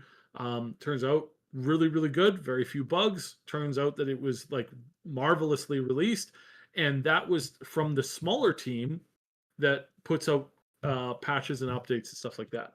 So it's like, this is all great news. This is all what we wanted to hear for years, and it's finally coming out, and we're so excited. I'm so excited about this. And again, people going, oh, but all the jobs that they lost, all the poor All the poor people that lost their jobs, all the live service idiots, all the people making live service FPS shooters. The same shooters, the same FPS experiences that we've had for the last, what, 6 years constantly being shoved down our throats? Like, how many more of those games did you want to play? Like, legitimately. Like, aren't we done with that kind of stuff? So yeah, this is big change. This is huge, absolutely unique, absolutely different, and we're getting new stuff. Oh yeah, Fallout 5. Yeah, Fallout 5 is being worked on as well. So we've got that. We've got just an enormous amount of stuff coming out. So yeah, yeah, that's crazy. That's absolutely insane. So that's the news. Microsoft's doing a 180. They're walking away from the idea of pumping out the same garbage over and over and over again. Most of the people that were let go because either their contract demanded that they get let go at the same time if their project got canceled. Because you don't want to be fired. Like, you don't want to have like everybody that fired from your job, and then you're not paid a severance salary. You're just moved over to a different studio to do something that you're not interested in. A lot of these people, they don't really like, it's not something that they're into, right? So it's like, right, that if they're not into it, then why bother? Yeah. It's really crazy. Like, I don't know. I feel like Xbox has been doing a lot of crazy moves They're here not and perfect. there. Yeah, they're it's crazy. Yeah, it is. Again, there's some really nasty stuff that they did with these layoffs. They met with one guy, like literally days ahead of firing him. They watched this thing, and then they're like, yeah, everything's looking great, and then they fire. Oof. It's like, that sucks. That's rude. That's mean. Yeah. Now, mind you, again, that game, lots of supposedly, I heard some rumors that it's like heavily, heavily, heavily, like, um, what you might call like hyper woke, right? Like, kind of plot line story, like content, that kind of stuff. Like somebody trying to be the next Neil, uh, what's his name? That idiot over at Naughty Dog. Uh, that guy Neo trying Drugging. trying to be that. Yeah. Uh, he was trying to be the next that guy, or trying to be the next Randy, from not Gearbox, Bickford? makers of yeah, Randy Pitchford, trying to be the next Randy Pitchford. You don't Drug want Man that is kind of stuff pretty in studios. accurate. You do not want. No, it's like, no, no, no, no, no, no. We do not want this kind of stuff. This is not the thing that we're wanting to get into. No, thank you. So Yeah. yeah, no, I think overall it's like, yeah, no, I think moving away from that's probably a really good idea. Good, good. Oh no, I'm getting eepy. That's not good. Neil Getting sleepy. Kugman. I can't say that word Yeah. on YouTube, but but oh yeah, sorry. I meant to say hi, Okel Doc. Welcome in, and thank you for the follow, Ahmed X. Sorry, HXB1. Hello, welcome in. They always invest into AI. Like, yeah, I don't know what that is. Do you do you think that AI would benefit Xbox in like, and if it will, do you, oh god, what am I asking? Of course they will. I was like, if it benefits Xbox, I was gonna ask, do you think other companies would adopt it? And of course they will. They actually are trying to push the narrative Yeah, no, that no. AI will be If great for the industry. if AI games come out and they're amazing, then yeah, of course there'll be a big thing with that. But again with the AI, are more companies moving towards AI? Yes, because why? Because it works. You can cut out a majority of dead time in development by using AI. Do you want to have an entire studio run by AI? Pretty sure that you don't, especially with Grok going a little bit insane recently. Probably something that you don't want to do. Just just putting that out there. Definitely not something that you want to be doing. That is yeah, that is probably not a very good idea. So yeah. Um Overall, I think that there aren't really, I don't think we're moving into a world that's going to be free of all of this kind of stuff. I think, like, honestly, I don't think that's not, I don't think that's something that they want. Um so yeah. Is it always a good idea? Is it always a good idea to implement AI? I don't know. It's not, and that's not the direction that you want to go. That's not the direction that most of these studios are going as far as, like, as a whole. It's like, are they going to get AI to, like, help them with character development, like visual character creation? It's like, yeah, probably. Is that a bad thing? No. No, you can't tell me that the game developers who made Concord and all those stunning and brave characters are going to actually be able to make good characters in other games. It's like, no, like, at this point, yeah, let an AI do it. Like, at least the AI will understand some level of, like, what's popular. Oh, damn. Okay. Oh, damn. That's one way to say. That's Right, actually a right. good So I point. mean, Ah, I'm sorry. That's crazy. and again, it's like storylines. It's like, like, again, storylines. You're not gonna have. You can't have an AI write. You can have an AI write a show, right? Like, you can have an AI write a decently good show. Um, After you have an AI write a show, maybe you're a giant studio. You get a bunch of AIs to come in. You make 50 shows for your season, and you have them make each individual episode. They're not connected to, like, they're just connected to a rough theme, right? So there's all kinds of, like, inaccuracies when it comes to the lore or the story or the characters in the game, or I mean in the shows. It's like, you can have an AI do that. It's going to be really bad. It does that work for some children's, or like some entertainment? Yes, I would say yes, because, like, children's entertainment is based off of that. It's not about anything like, you're not writing Game of Thrones. You're writing singular bottle episodes that have nothing to do with any of the other bottle episodes. So it's like, yeah, that's probably not very good. You probably, like, that's probably not going to help anybody at all ever. Um, so yeah, so I don't think we're moving towards that. Can you get an AI to make the next MCU phase, like 9 or 10 or whatever we're on? 20 shows. Sorry, 5 TV shows with 20 episodes each, plus a whole bunch of interconnected, like, 2 dozen, half a dozen, sorry, a dozen to a dozen and a half movies that are, like, all connected in that phase. Will that work? No, AI can't do that. It literally can't do that. It's not able to do that. The power requirement to complete that request is greater than multiple billions of dollars. It does, at some point, it's like asking an AI to come up with a maze, like a maze that you could traverse. It's like, hey, make me a maze. It's like, okay, I made this maze. It takes you like 2 minutes to complete. Boom, done, easy.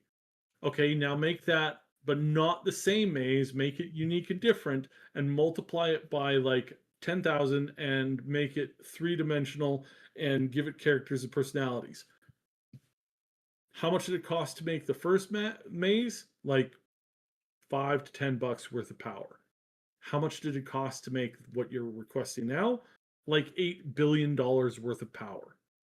It's like, and you'll need several multiple supercomputers that will take, anywhere between, like, 30 to $40 billion to make and get up and running, which means you got to pay staff and hire people. Again, like, there's a limit that AI can go, and that limit is, like, complexity. Can you tell an AI to generate you 100 different characters, and then you take the best ones and make a story about them? Yeah, that's way more easier to do. Can you get an AI to just pump out an almost endless amount of armor pieces so that you can have a video game where you'd strap a whole bunch of different armor pieces, mix and match, and create your own styles? Yeah, that's actually really easy to do. can you get the AI to create the styles?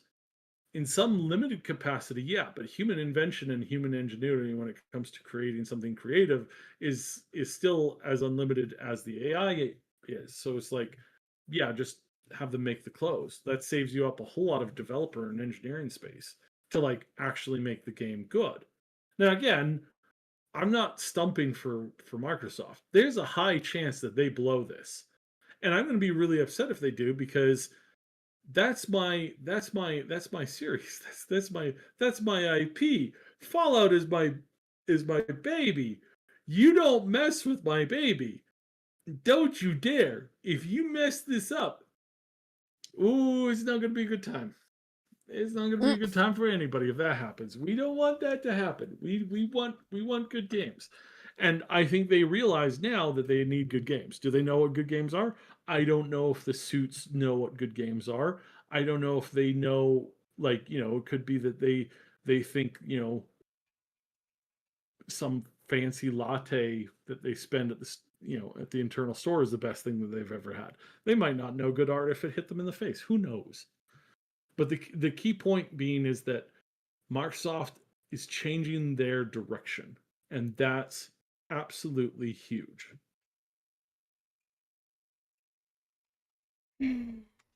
Yeah, my mouth is so dry today. No, you're fine. But yeah, I mean, like, speaking of AI, like, I don't know, we talk about how AI might be detrimental to, you know, industry and stuff, but look at the AI that you can make nowadays. Like, what is it? The it looks all movie and cinematic. Some of the AI Hmm. that you can make now, and like it looks so aesthetically pleasing, let's just say. Don't get me wrong, AI still fucks up here and there, like what is it?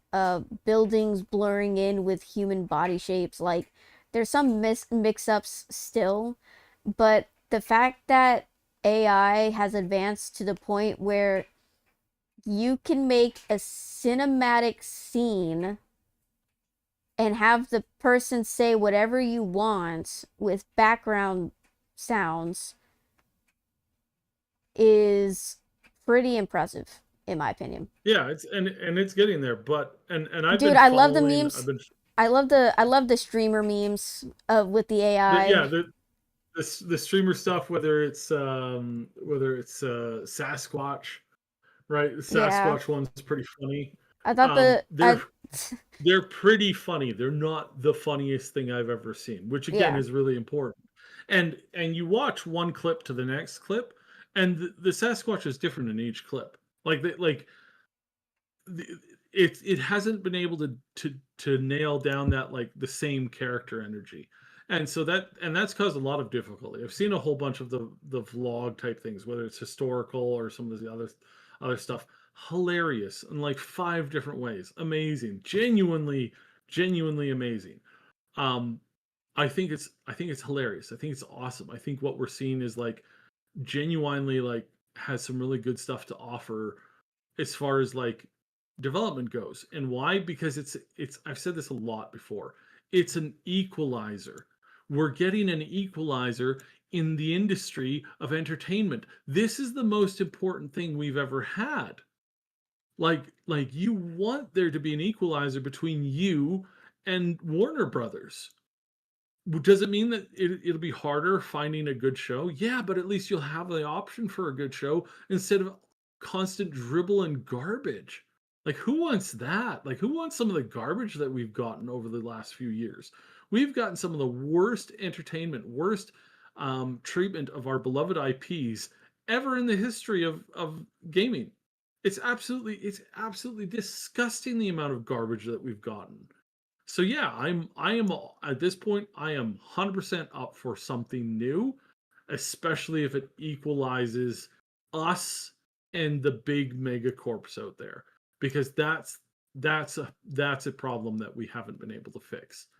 And giving people AI to create the same amount of content, the same amount of stuff that the big studios are doing faster, better, like all of that kind of stuff. Yeah, that's good.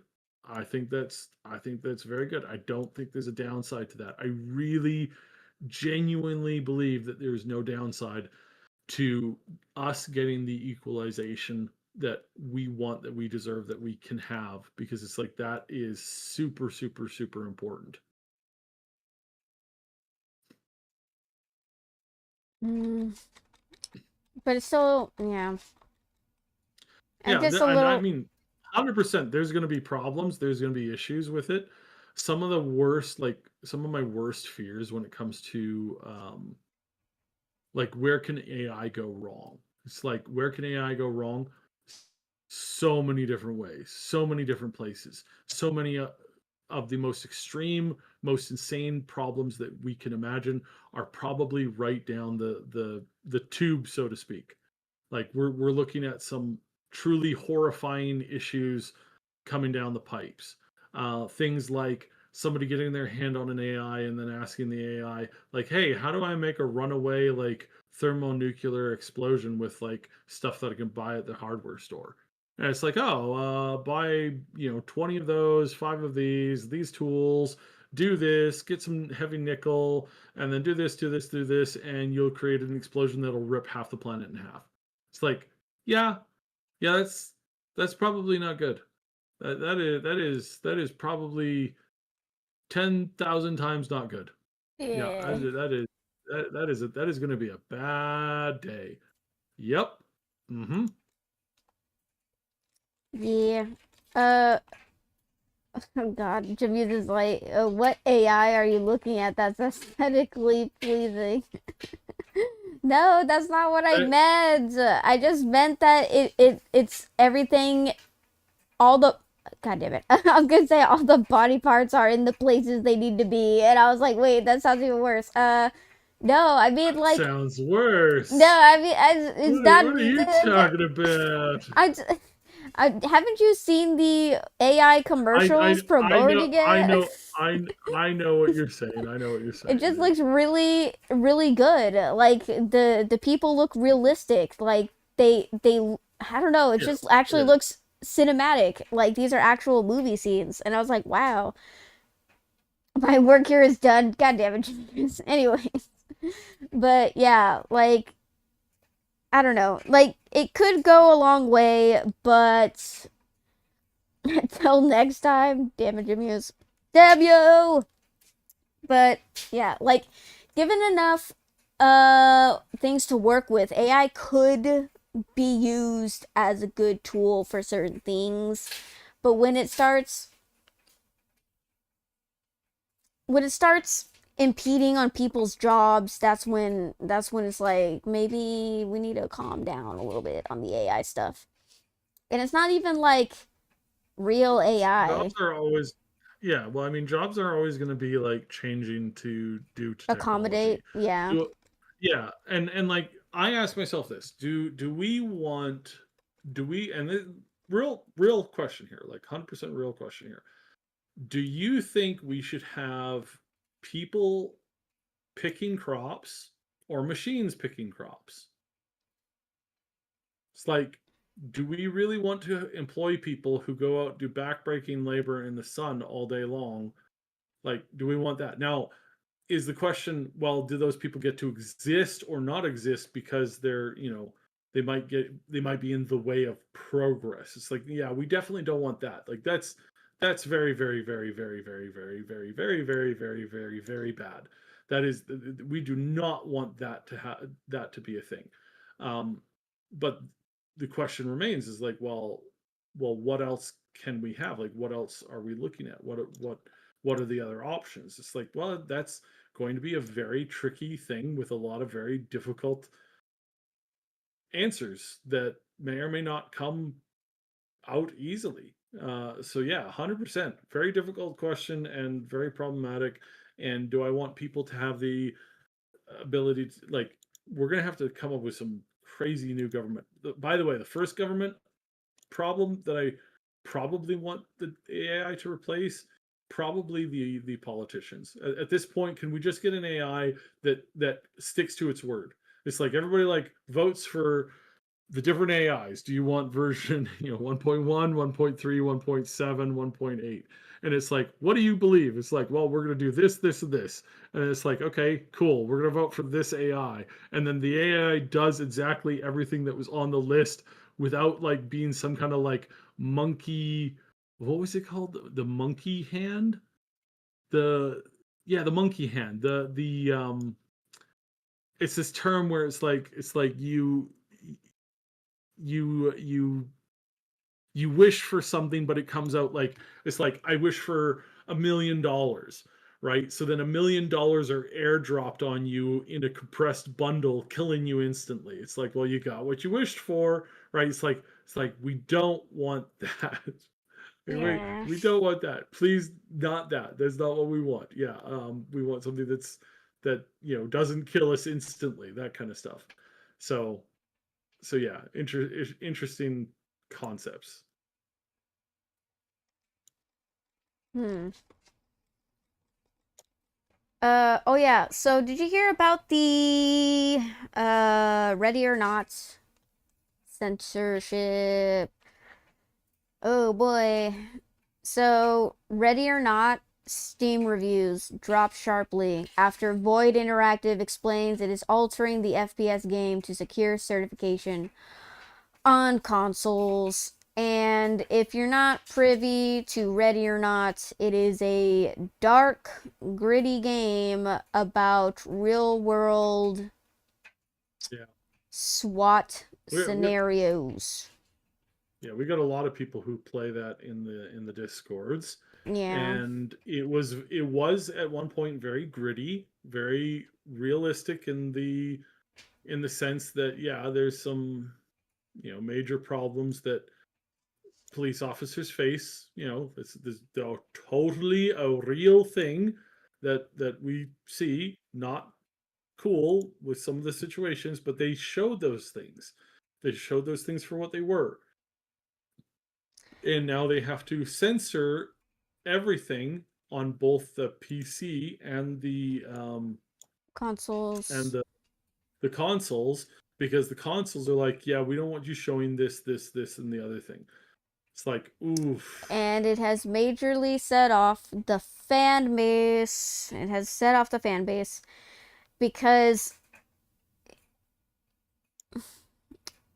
I think we already covered this topic before, but we talked about extreme, well, I wouldn't say extreme, very dark stories in video games and to censor or not to censor.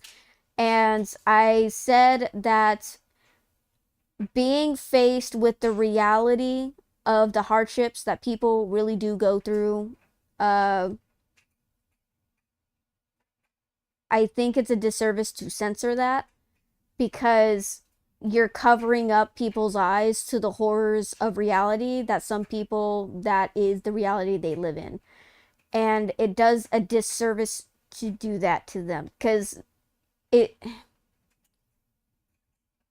I have always felt weird when people want to hide from bad negative things and they're like, ew, don't bring that near me. I don't want to see that. And it's like, okay, but you're just like purposely pushing the dark stuff away, but that's not how real life is. Like, I don't know. It's just a weird, you're like trying to, I understand some people try to protect themselves from that, but I also feel like you're just putting yourself in a bubble that when someone tries to like, show you the reality, you're like, no, it's bursting my bubble. I don't want you to burst my bubbles. Stay out of my bubble. And it's like, I don't know. It's just weird to me.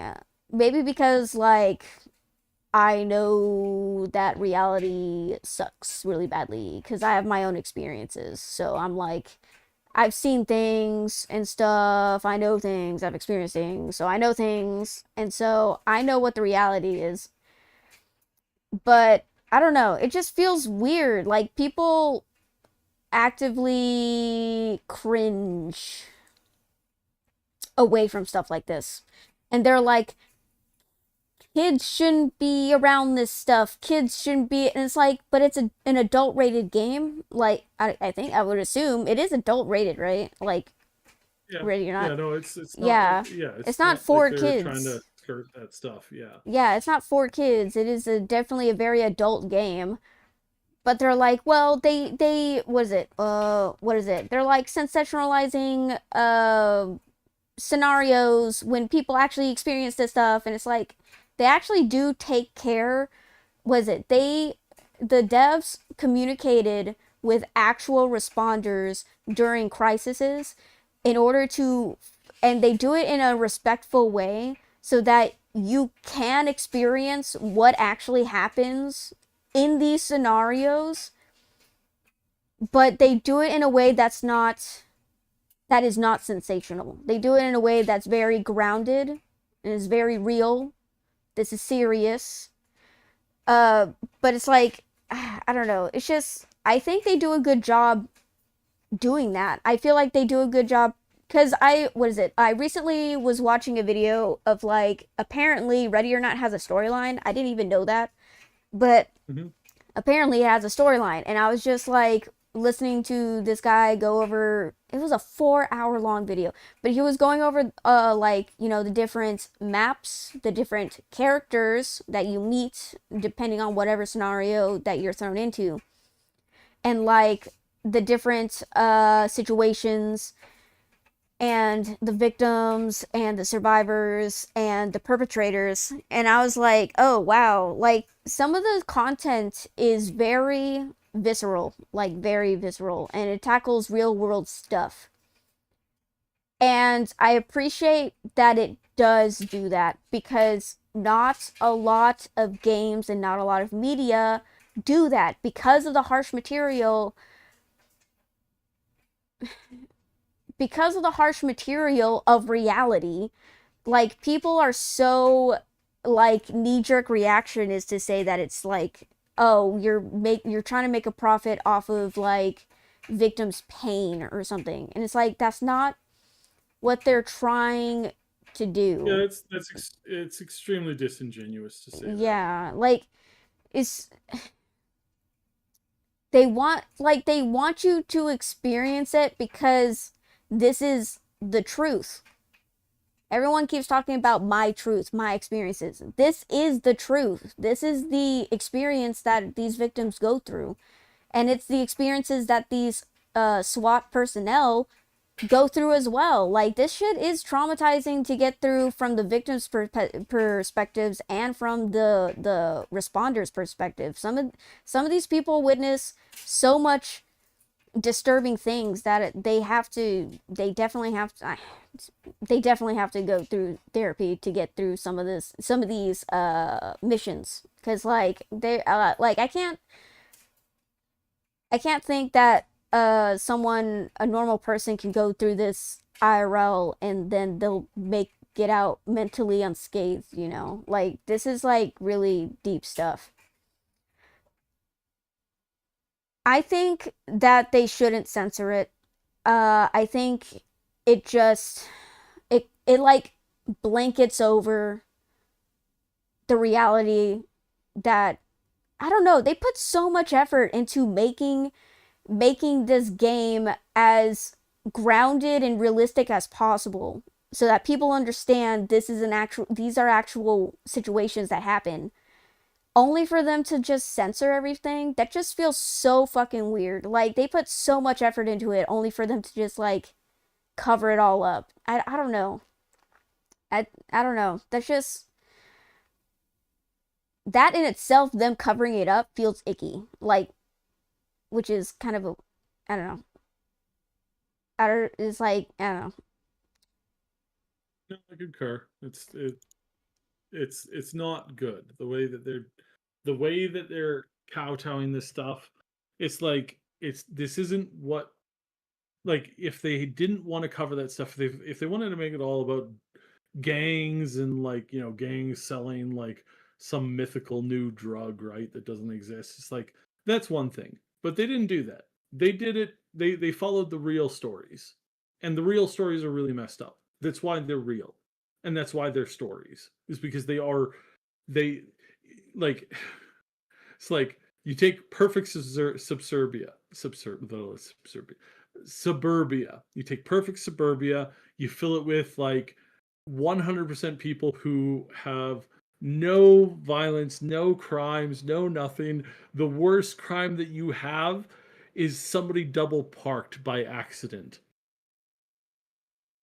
You make a story about what that police officer deals with versus like a police officer who currently works in and out of the Bronx.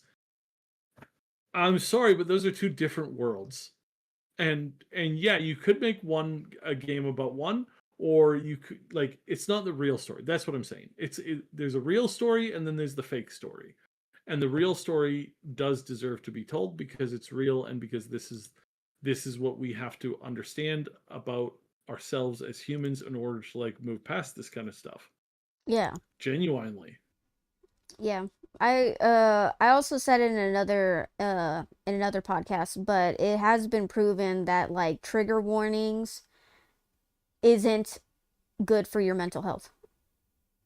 Trigger warnings do not help you in any way, shape, or form. In fact, it actually makes whatever trauma you went through worse. So, Yeah, yeah. You have to face it. You don't have to stick your head into a blender, but you do have to like slowly face what you're dealing with because that's just the way that things are. And to assume that you can get around that,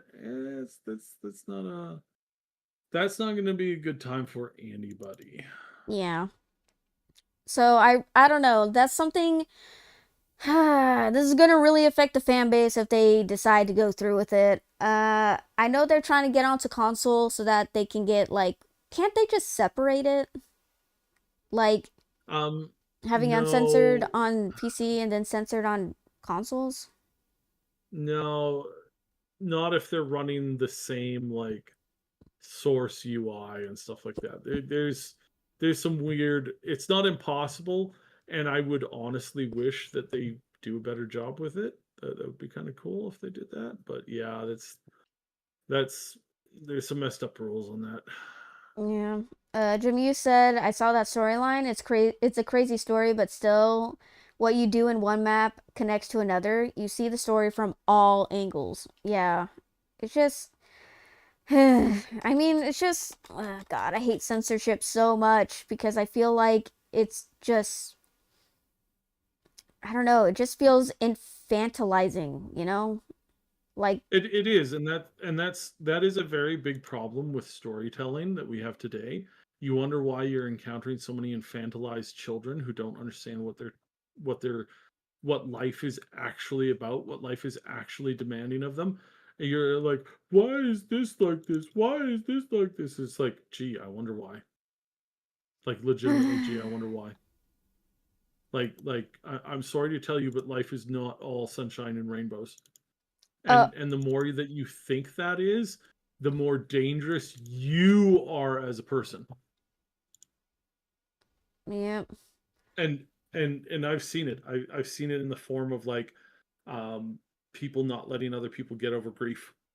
Right, there was this terrible accident where a child was unfortunately um met a bus in a not a good way, or a motor vehicle not in a good way, and the father put up a little memorial on the side of the road, and then after like a week somebody took it down and put it in a box and said, okay, it's time to move on, I don't want to see this anymore. Wow, It's like, yeah. and then he put it back up and they took it back down, and then he put it back up and then they destroyed it, and Wow. then he put it back up again, and then he built another one, and they put everything into then they took it all, like it just every piece was just gone. Again, why? Because some people don't want to live in a world where those things happen. They don't want to have to see that. They want to live in a fantasy of like, oh well, I get to go home and eat my cake and watch stupid TV, and that's my life, and that's all I want to care about. I don't want to have to deal with these difficulties of dealing with this life stuff, right? Yeah. It's like, yeah. God. But speaking of censorship, next is mods. is changing the law and adult content is changing its stuff. I know I think we touched on it here and there, but like we haven't really delved into it. Apparently they said, why are we making changes? Due to the Online Safety Act and Digital Service Act, we are required as a UK-based company to ensure we continue to remove illegal content and add additional restrictions to certain people's access to certain adult content. Well, they said children's access. Which I'm like, wait, how did they get what? How did they get access to adult content? But okay. So this is Nexus Labs. Nexus Labs has decided they sold out. First of all, they sold out. I didn't like the previous owners anyway, so it's like good riddance. But now we have a new problem, and the new problem is that the new people are trying to make more money off of Nexus mods than people made before. Well, how do you do that? Well, you get advertising. Well, how do you get more advertising? You get more legitimized. Oh, how do you get legitimized? Well, you stop running away from the things that are hunting you in the form of the courts and the public, areas, all that kind of stuff. So they're trying to follow certain rules in the EU that are legal requirements. So that means that because there is uh, people without their people in the birthday suit, because there are people in their birthday suit, and by people I mean characters, models, AIs, and that kind of stuff. They have to ask for age verification. They have to, by legal requirement, that they have to. So they're doing that, and then there's a whole bunch of other stuff. There's some really really messed up mods on there. But not all of those really messed up mods. Like so there's lots of beheading mods and dismemberment mods for, say, Skyrim, right? Now those look on the surface really nasty. If you're just looking at that as a mod, there's other mods where it's like, it's a whole bunch of animations for executions and stuff like that, and it's like really brutal. But if you're making a really gritty, dark fantasy world, it's like that stuff is kind of normal for that. Like if you're making a mod for the game, or if you're modding your Skyrim so that it's really gothic, dark, super dark fantasy, lots of blood and gore, and like, just the tyranny of like monsters, doing unspeakable things to humans. It's like, well, you need those mods to make that kind of a game, to make that kind of a cool thing. And there shouldn't be any problem if you're selling games, if you're allowing games to be sold in your country that have those things, then you should be okay with modders making those kinds of things, and then you being able to download those. So in one hand, they are trying to like get it so that they're not constantly hounded by certain laws, that they're not shut down or raided. And let's face it, nobody can trust the current um, British government, because they're run the country is run by the inmates from the asylum. Yeah. It's really that bad. So in order to not be shut down maliciously or fairly or justly by these crazies in the government, who are arresting people for liking tweets about jokes about politicians, when they're doing that, that's something that they can't stand. That, so they've got to, like, they have to react to it. So how does Nexus mods react to it? By becoming a little bit more legitimate, by embracing certain things that are, for the most part, industry standard. If you're going to an adult site, you have to verify your age. Yeah. That's just, I have never experienced this, because I don't go to those things, but I've heard this from other people. So, Yeah, it's like, take oh, take I've that seen as, this. yeah. I mean, you've never had to do. Have you ever had to put your age in on a website before? I mean, I I you will mean, go to those kinds of sites. yeah, in my defense, okay, there are actually some websites where they ask for your age, or they ask that you're like 18 and up and stuff like that. I'm not going to say what websites, but there's some websites that are not uh there are some websites that do ask for your age, okay, and then that goes 18 and up, and okay, that's it.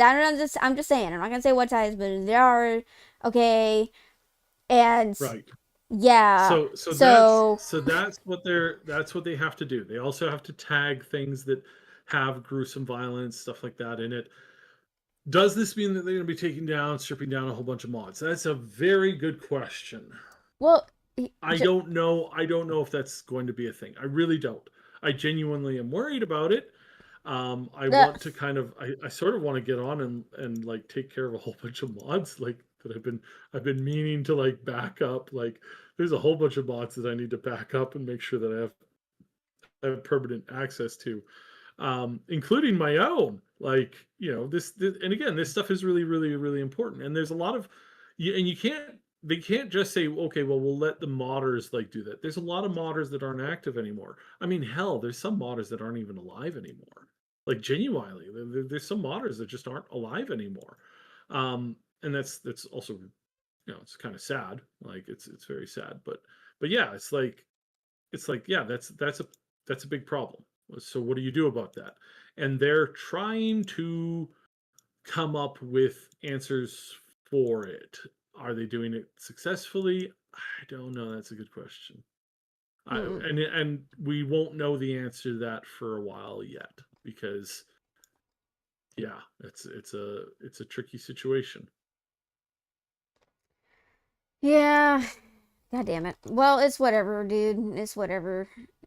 Uh, Thankfully, there are a lot of mods that are backed up on other sites, and I am sure that at some point, if this stuff goes super super south, I'm sure there's going to be a way to make a get new somebody to website. work on it. Like a new Yeah, make. website.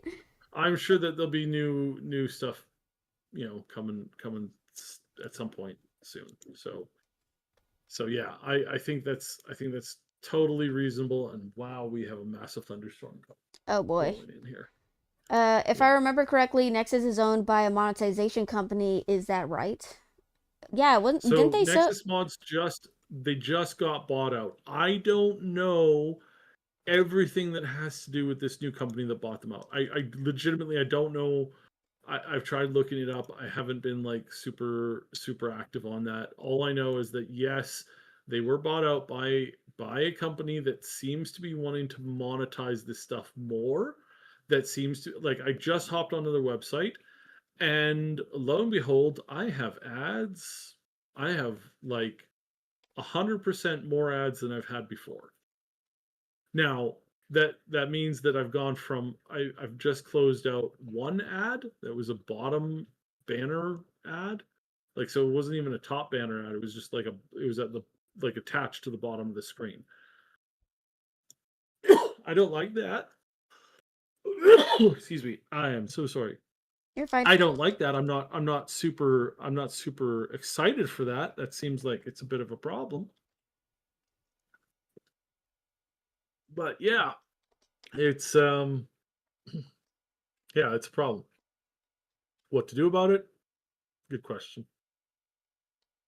Good question. And again, I know there are other places where and for the record, we're not allowed to say some of them because some of them, like a certain laboratory for affection, if you get my drift, they if you say their name on YouTube, you can get demonetized. In fact, you can have your whole video taken down.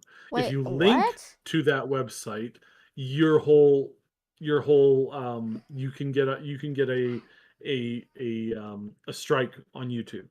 So you can't link to that place to the and again, I'm making this clear to the laboratory that helps create affection. Again, if you know what I mean. But yeah, like it's like that's a problem. So yeah, where we go from there, anybody's guess. Oh, I can't wait to take a I'm gonna take a vacation. First vacation I've had in like 20 years. I'm gonna take a vacation this year and I'm gonna play some of these mods. Yep, I'm gonna play some of these mods. I'm looking at some of the Oblivion mods, and there's a bunch of them that are looking really cool. Although I'm trying to find, and I don't see a list for them, and that would be quest mods. Where are the quest mods? I don't see any on Nexus. I don't even see a category for it. That kind of sucks. I want quest mods. I think quest mods are cool. Um, let me. Yeah, no, still no. Like there's locations, there's audio, player home, NPC. Oh, there's quests. Okay, I found it. I found it. Mysterious Zaxxus is evil. Mysterium Zaraxus is evil. The path to the dark sider. Sinister relics. An artifact questline mod. Cool. Probably still too early to be getting a lot of really good quest mods and new content in that category. Not like, again, not like Fallout 4, where you can get the best mod that has ever been modding, called Project Valkyrie. Project Valkyrie, written by yours truly. One of the best mods on Nexus, one of the highest ranked quest mods on all of Nexus. Check it out.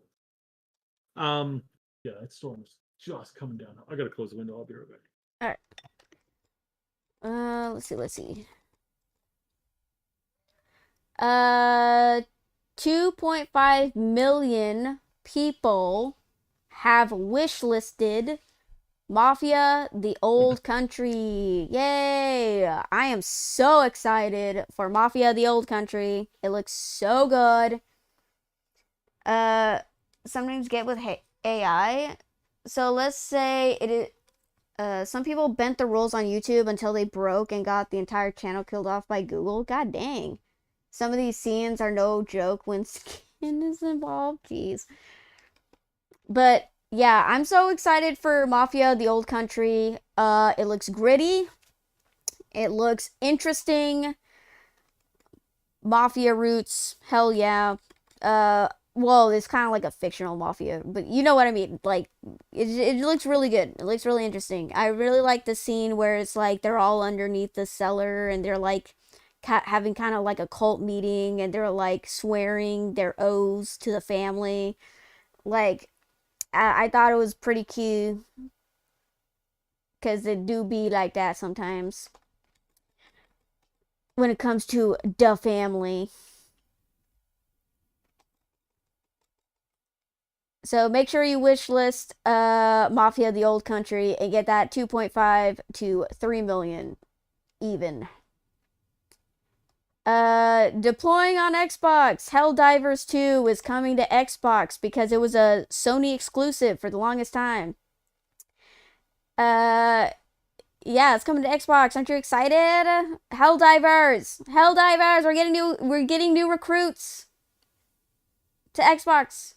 Aren't you excited? Be excited. Were we not just talking about how we can't have long lists of games for Steam? Think of the poor publishers. No. I lost internet. Uh-oh. Uh-oh, we're losing internet. We're losing Cyb. God damn it. Oh yeah, the Axeman came out and started berating Xbox for, I assume, firing a shit ton of people.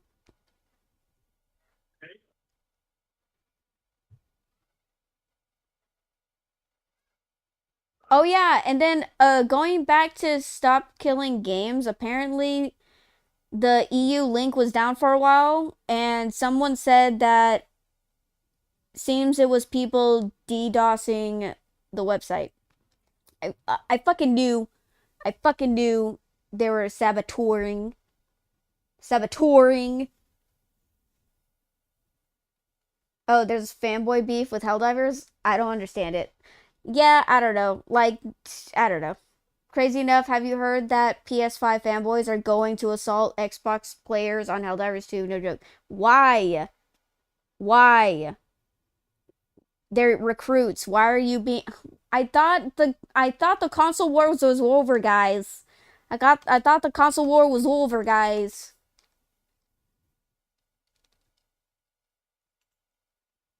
Anyways, the Axeman in a tweet said, I've been an Xbox fan literally since the day it came out in 2001. I lived 5 minutes away from where the original Xbox was created, but none of that matters anymore. Xbox ruins everything it touches. You greedy money grubbing pieces of shite ruined this brand beyond repair.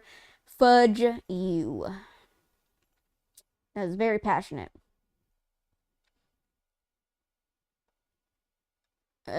Nope, that's all he said. Okay.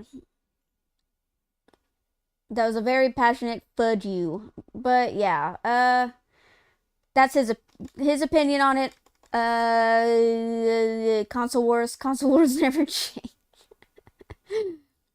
Well, to get to the console wars, Nintendo fanboys are busy trying to Google off Nintendo for the Switch 2 that bans people for trying to port their games or something. Yeah.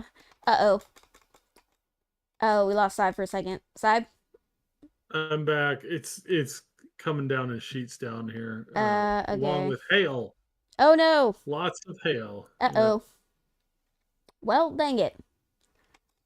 Uh, wait. Oh, fuck. I'm trying to get through all of this. Uh, oh yeah, if you falsify your signatures on the thing, apparently some people will maybe go to prison for that because of fraud. Please don't do that. Yeah, no, don't do that. It's so you're swearing on a legal form. If you're doing that illegally, that is not a good thing. Do not do. Yeah, I was trying to. I don't think I emphasized it enough, but this is a legal document that is like it is an actual like serious document. Like you can't fall. Do not do that. Do not do that. You could get in trouble for doing that. Jesus Christ. Uh, on another note, Mecha Break's monetization is getting out of hand. I didn't realize Mecha Break's monetization microtransaction system was that Yes, bad. it's not good. That's for sure. Like it's anything but good. The game is still fun, but you have to actively ignore the monetization and all the stupid stuff that goes along with it. Um, I've spent I spent $60 on the game. I think that's about it. That's all I intend to spend on it. It would have to they would have to come out with a like right now I have about the most perfect character customization that I could possibly get. I have the best mech customization that I could possibly ask for. I I have the best mech that I think I could ask for. Like I really, really enjoy the one mech that I have. There's two other mechs that I'm trying to learn. I enjoy them. I don't think the game can tempt me to drop another $60 on this game. Uh, They'd have to be reading my mind in order to do that. And I don't think they're doing that. I don't think they have the balls to either. uh, So yeah. Let's see. Oh yeah, EA shutting down Anthem entirely will be unplayable starting next year. Okay, I know we've talked about archiving games and saving I games. think we can skip that one, We can let this one honestly. go. We can let this one. Yeah. EA wants to keep this one. Yeah, it's okay. You keep this one. It is one of the worst, most garbagey games I ever played. I think it was I was thinking about it the other day. It was one of the first games that I just assumed that like I'm not enjoying this game. It's a BioWare game. Why am I not enjoying this game? Well, maybe I'm not enjoying it because I'm not playing it right. Like I must be the pro. There must be something I am doing that I am not, I'm not doing it correctly. Therefore, I assume that somehow I need to be better at this. How do I do that? Oh, gee, how do you do that? How do you Well, get better at it? How? turns out you don't. It was a bad game that should never have been made. They're garbage people. It should just stop. So yeah, Oh fuck. it's Well, yeah. Sorry, I thought I understood something, but I did not understand something, my bad. But that's not related to what we were talking about. But yeah, R.I.P. Anthem. People barely played you. But you're still gonna be in our history books to come. Uh, that's gonna be so fun to do. I would love for someone to make like a whole booklet of like failed games. That'd be great. Like just for history's sake, for archive's sake. Just make a booklet of all the failed games and like what happened, like archiving the timelines and stuff like that. I would love. You know what? Maybe I should do that. I would love to do that. Uh, it's the end of an era for Assassin's Creed and Ubisoft. The Assassin's Creed franchise lost its way a long time ago, but now some changes happening at Ubisoft might bring the series back on track. Yay! We are so excited. Love that for you. Assassin's Creed is one of those franchises that has lasted almost too long for its own good. Wow, you don't say. The series has always worked as a sort of anthology with an overreaching narrative, since each new entry is set in a different historical era and focuses on entirely new characters and plot points. With the series going on for so long, it was almost inevitable that it would eventually run into an identity crisis. Early Assassin's Creed games were tighter and more linear, while newer entries were sprawling, open world RPGs, stories that often feel disconnected. The franchise has continued to find success. I highly doubt that. It has not. Well, some games did turn a profit, not gonna lie. But I wouldn't say they were successful.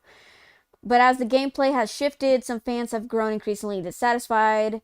Recently, however, there have been reports of changes at Ubisoft, and it's possible they might bring the franchise back on track. Oh yeah, with the Tencent merger, quote unquote, the Tencent merger, when it's just Tencent. What is it? Doing an overhaul of Ubisoft. Ubisoft is making changes that could reshape Assassin's Creed. There's a transformation committee in charge of Assassin's Creed. Oh, that's what they're calling it, huh? The Transformation Committee.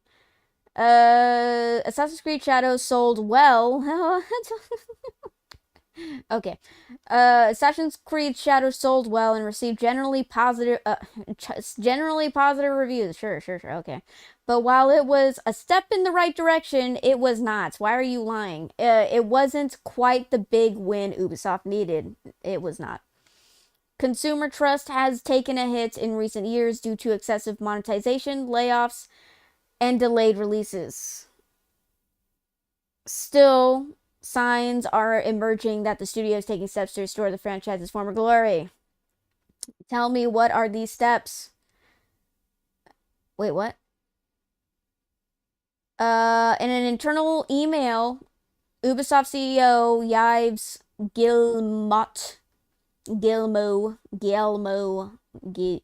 Gizmo announced the formation of a 10-person transformation committee tasked with revitalizing the Assassin's Creed studio.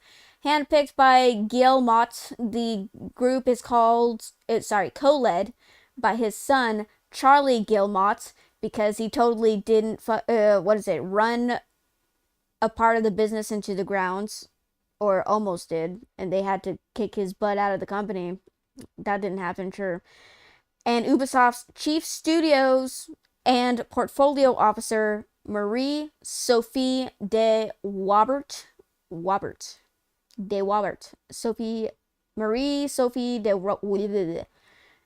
committee has 100 days to develop a plan. You put together a committee to figure out. Okay. I don't know why I think that's kind of dumb. Like you couldn't figure it out yourself, so you assembled a committee to figure it out. Okay. The committee has 100 days to develop a plan to improve game quality and refocus the studio's direction. With Ubisoft undergoing major changes due to its recent deal with Tencent, this initiative could mark a turning point for Assassin's Creed and the broader Ubisoft lineup. Assassin's Creed games used to be shorter and more linear. The next Assassin's Creed game could be a major return to form. Oh, we love that. We love that. Remember, Saib? Remember when they kept saying a return to form? A return to form, guys. Dragon Age, Never came. BioWare, return to form, guys. Daikatana. Daikatana? What the fuck? Wait. Oh, the response for closing down games, Anthem, and other older games like Need for Speed for EA. Oh, yeah, Need for Speed. They stopped. They're not gonna. I thought. Wait, weren't they gonna release that, but then they canceled it? Ubisoft is still trying to ignore the crew. Didn't start this? Oof. We'd have to do one for John Romero. Gotta go, everyone. Take care. Okay, bye, Lazy Click Gamer. Have a good one. Thank you for being with us. Oh, believe me, that book would be long. Man. Wow. Thank you for the long man joke. What is it? The earlier Assassin's Creed games felt larger than life, but they were actually smaller, more focused experiences, which worked in their favor. The series centers on exploring different historical. Ooh, they put comma. I see. Oh, who proofread this? Who proofread this? There's a grammatical error in my what is it? Article about Assassin's Creed. Historical eras, and some fans would argue that earlier Assassin's Creed games did a better job of capturing their settings. Yeah, because they actually did historical accuracy for that time period. Who could have foreseen that not following the time period might actually piss some people off? The world's felt alive and immersive. Many fans prefer the older style and hope to see the series return to that approach. As beloved as the older Assassin's Creed titles are, there were a lot of them, and over time, many fans felt. What is with this grammatical error? Many fans started to feel like they were getting repetitive. The yearly release schedule gave developers little time to make meaningful improvements. Ooh, sounds like an internal issue that they need to fix. When Assassin's Creed Unity launched, Ubisoft had to apologize for bugs and technical issues.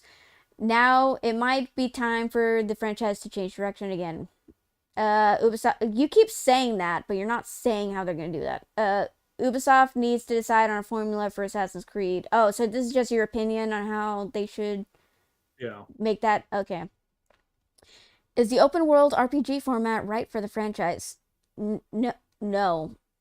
Well, I think, in my opinion, as a person who does enjoy the occasional open world, I think open world can work if you put meaningful content into the open world. If you just like have it open but then have like lackluster things in the world, like what I'm talking about is like, what is it? Really cool structures, really cool architectures, really cool, very you can do quests here and there. Don't oversaturate it with quests, but just like make discovering things worthwhile, you know? Like, oh, I saw this weird thing in the distance and I checked it out, and it was a statue of the goddess Livre, whatever, and underneath the statue there's this guy, and he gave me this weird quest, and I followed the quest, and then the quest led me to the other side of the map where there's another statue of the goddess, and I did the thing that he wanted me to do, and then I had to go all the way on the other side of the map to talk to the guy, and or to make it simpler, maybe like if you do a weird ritual for the guy, it can like just teleport you back to him just so that you can cut, the traveling distance. But that's just me being a gamer who, understands how gaming works. But you can just like do a little ritual and it teleports you to him, and then you're like, whoa, oh shit, and then he's like, ah, yes, you completed my ritual for me, thank you, and then he just like disappears, and you're like, what the fuck just happened? Like, did I like did I accidentally summon a demon or something? That would have been interesting. And then maybe later on you did summon a demon, and then you have to kill it again. You have to kill it because you did that. That would have been interesting. But that's just me coming up with stuff off the top of my head. Who knows? Like, It is. It is. Isn't that sort of a little bland? I mean, who hasn't summoned a demon by accident and then had to kill it in a long quest chain that involved the salvation of the humankind? I mean, that's just a Tuesday for me. So yeah, maybe it's just maybe I'm pretty being too generic. But yeah. Oh, sorry. But yeah. I lost my train. Where is it? sorry, I No, you're couldn't fine. help it. It was funny. It was funny. You're fine. Lord forbid we have a little bit of creativity and a little spice in our games. Cause I'm thinking about the what is it? Assassin's Creed Odyssey. That was like open world, but it did have really beautiful environments, but it didn't have a lot of. They had quests, but the quests were kind of boring. Like there were some interesting quests, but they were kind of boring. They I don't know. It just I feel like they could have done better. I don't know what they could have done better to make it more interesting. That's where creatives come in, and they spend a lot of many years coming up with interesting quest lines to make you go on certain quests and stuff. I'm not a developer. I'm just a gamer. But I think they could have done more interesting quests than whatever we got in Odyssey. And don't get me wrong, I did like the mercenary system in Odyssey. I did like the Yeah, it was decent. Yeah. yeah, and I did like the I know people didn't like it because it was like a continuity issue, but I loved that they let you battle Greek uh Greek mythology creatures like the Minotaur, Medusa, the Cyclops. I love that they let you do that. I love that. I love doing that. And I love hunting in Ubisoft games. And they let you hunt like rare animals, which is basically just white furred lions or white furred uh, stag or a fucking giant wolf with white fur, is whatever. But they did have different attack patterns for each animal, and they had like different abilities because they were like blessed by the gods. And I just, they were so good. That was good. Those were good. Those were good. It's just that when it came to the human aspect of quests, they were kind of boring. Like there were some good ones here and there, because like there was like this one with family drama between like the husband and a wife and their adopted daughter, like that. Like there was some family drama stuff here and there that was pretty interesting, but most of it was kind of bland-ish. I wish they could have done more with that. And then we got Assassin's Creed Shadows. I'm just kidding, that's not what happened next. What happened next is that we got Valhalla, which everyone played. I've heard people play the game, but I don't think I remember anyone saying it was bad or good. I didn't hear anyone really talk about it. And then Mirage released, and I heard no one talk about Mirage. No one talked about Mirage. Like it just released, and then that's it. No one talked about it. So I assume it didn't do that well. And then Shadows released, and then that fucking bombed. So you can see the decline over time. Uh, what is it? In 2017, Ubisoft released Assassin's Creed Origins, the first open world RPG. Now Origins, people played that game. People played that game. And from what I remember seeing, I haven't played Origins myself, but I did see that there were sequences where you fought the Egyptian gods yourself. You fought the Egyptian gods, bro. And they did a great job making the gods like giant. They made the gods fucking huge, and they did such a good job making you feel like you were insignificant. You are literally an ant to these giant beings. I love that. That's what honestly made me want to play Origins, because of, I saw a friend of mine playing, like, fighting Anubis, and I was like, oh my god, that looks so cool. And then, yeah, I wish they did that for Odyssey and for Valhalla, that, like, you can fight the gods and stuff. Oh, that would have been so. Wait, was there a DLC in Odyssey where you fight the gods? I don't think so. But that I would have don't been think so. that would have been so cool. That would have been good. That would have been like kind of like God of War esque, but that would have been so cool. Cause like, God, like taking down the fucking pantheon of gods. I mean, they kind of fucked it up in saying that, like, the pantheon of gods were the alien people, the ancient alien people in the Assassin's Creed lore. In the Assassin's Creed lore, there's these ancient alien beings who gift humanity, like, who have like such advanced technology that they gifted humanity. But so, I think they were bad alien people, because I think something about enslaving people or something like that. I don't know. Like, they were actually like trying to enslave humanity, and then like something happened. I forgot. God damn it. I forgot like what happened to them. I think they died out or something.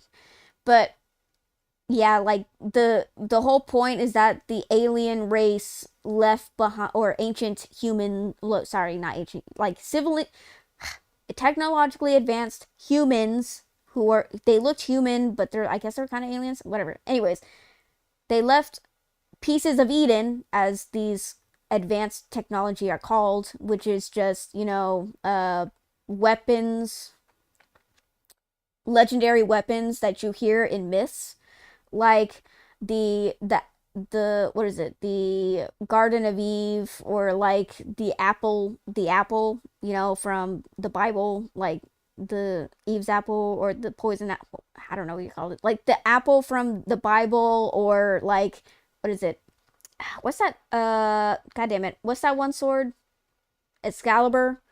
Excalibur. Excalibur, yeah. Yeah, like you find these pieces of Eden, like, strewn out all through history, and like it goes from one continent to another, it passed from one hand to another, and these artifacts have immense power, and you can control people through these. If you wield these artifacts, you can control people, or you can just, have the power equal to that of a god. And I thought that it was kind of a cop out that the pantheon of the Greek gods were just ancient aliens. They even did that weird thing where, like, they dressed up like Greek people, but they had like neon lines, like futuristic neon lines through their garb, and I'm like, that looks fucking stupid. And I was like, that looks fucking dumb. Just have them dressed up as regular fucking gods. Why do you need to put the stupid neon shit on? Oh god, that's such a fucking new age shit, and I fucking hate that. It's just, I hate that neon aesthetic.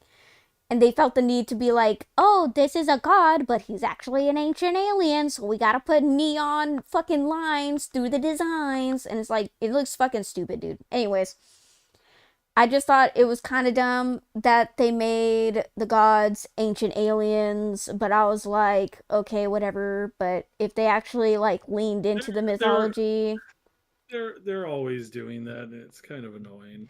it's just like, do you know how cool that would have been if you could have fought the gods and the gods were like communing with you? That would have been so fucking cool. That would have been so cool. Wasted opportunity. Oh, what if you had quests to like earn the favor of the gods? Oh, that would have been so cool. Like, I don't know if they did that in Valhalla, but if they did that in Odyssey, that would have been so fucking. Oh, that would have been sick. I would have been like trying to get, like, what is it? Who is it? Artemis? Yeah, I would be try to get Artemis's favor in like hunting and shit. Oh, what if you got Artemis's favor, and like you could like ride the animals like steeds? That would have been so fucking cool. But what do I know? I'm just a gamer. I'm not creative at all. In 2017, oh yeah, first open world RPG, fans initially embraced the change, but later games essentially followed the same formula, and the series eventually. I like how they said they start off saying that the franchise was successful, but then it's saying all the problems with the franchise. But later games followed the same formula, and the series eventually returned to the same repetitive cycle it had tried to escape. Uh, Assassin's Creed Shadow represents the culmination of what Ubisoft has learned from its open world approach, which is nothing. Which is nothing.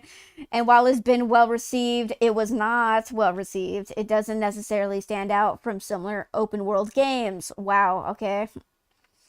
I like how they just constantly contradict themselves. Wow, you did not say anything about how they could fix this.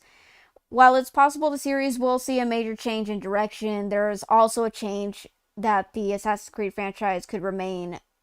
You mean a chance? There's also a chance that the Assassin's Creed franchise could remain on its current path, which is not good in their case.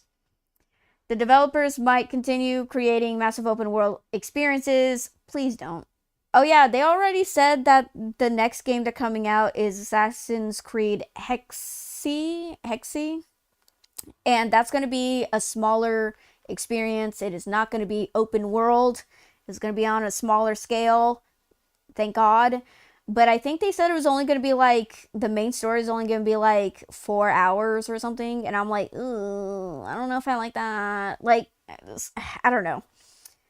They said that they like at most it's gonna be like maybe 20 hours the storyline. I don't know. They said that they're cutting down on the storyline, and instead of it being like 100-hour experience, it's gonna be like a shorter experience. I don't know. I don't know. I mean, I think it's a good thing, but I don't know. We'll see. The developers might continue creating massive open world experience. They're not, which wouldn't be an issue if they reworked how those worlds are built. Fair enough. These larger entries often feel padded with filler content. Yes, they do that. And that's a major problem for the series. With the Transformation Committee working to turn the studio around and raise the quality of its games, it's unclear what direction Assassin's Creed will take next. But Ubisoft still has time to figure it out. Wow, you said a lot, but nothing at all. Thank you. But yeah, I mean, they could turn it around. We'll have to see because Lord knows Ubisoft can't do it by themselves. That's why Tencent is taking over. Uh, I'm still mad at Assassin's Creed for not giving me quality Prince of Persia. And Assassin's Creed went off the rails because they fired the creator of the franchise. They did? So the Guillermo brothers really screwed it up. Main thing is that all the talent that leaves Ubisoft tends to do great outside them. I mean, there's that. There's that. Like Sandfall and that action game from Tencent. Ooh. Yeah. That's all we can ask for, Quality, good games. That's all we ask for. Oh yeah, Pirate Software is crashing out because of the immense reception to the Stop Killing Games movement. And what's funny is that he's like, I hope you get everything that you want. And he like means it in the most mean-spirited way. But we did, in fact, get everything that we wanted. Thank you. Thank you, Pirate Software. Far, yeah. He's so crazy. Yeah. He's genuinely just like, dude, take the L. He's just he's like, I hope you guys all burn in hell. And I'm like, okay. I'm like, thanks, Pirate Software. Dude, I still can't. I know we already talked about it. I still can't believe that fucking what is it? Perfect Dark was fake. That was crazy. In a now deleted LinkedIn post, Matt Turnbull, executive producer at Xbox Game Studios Publishing, suggested that people who have been laid off by Microsoft should use AI like ChatGPT to help reduce the emotions that come with job loss. Quote, I know these types of tools engender strong feelings in people, but I'd be remiss in not trying to offer the best advice I can under the circumstances. I've been experimenting with ways to use LLM AI tools like ChatGPT or Copilot to help reduce the emotional and cognitive load that comes with job loss. Hashtag Xbox, hashtag Microsoft. Gee, thanks. What's your name? Matt. Wow, thanks, Matt. Thanks for telling me to use ChatGPT as an emotional crutch for my turmoil. I much appreciate it. Here are some prompt ideas and use cases that might help if you're feeling overwhelmed. Career planning prompts. Act as a career coach. I've been laid off from something role in the game industry. Help me build it. Wow, this is kind of sad. I was gonna say this is kind of pathetic, but this is actually kind of sad. Guys, AI like ChatGPT isn't true AI. You're literally just talking to yourself. Someone said that, and I was like, damn, you're right. You're just talking to yourself. It's just an echo chamber. You just give it prompts and it gives you whatever. Like, it's such a soulless, devoid thing. Don't use AI to fucking. It's not even AI. Don't use it as a crutch, as an emotional crutch. You're just talking to yourself. Assassin's Creed creator Patrice Desilets. He has his own studio now. Wow. As he should. As he should. Let's see. Yeah, people are saying. Yep. Okay, we talked about it. Oh, right.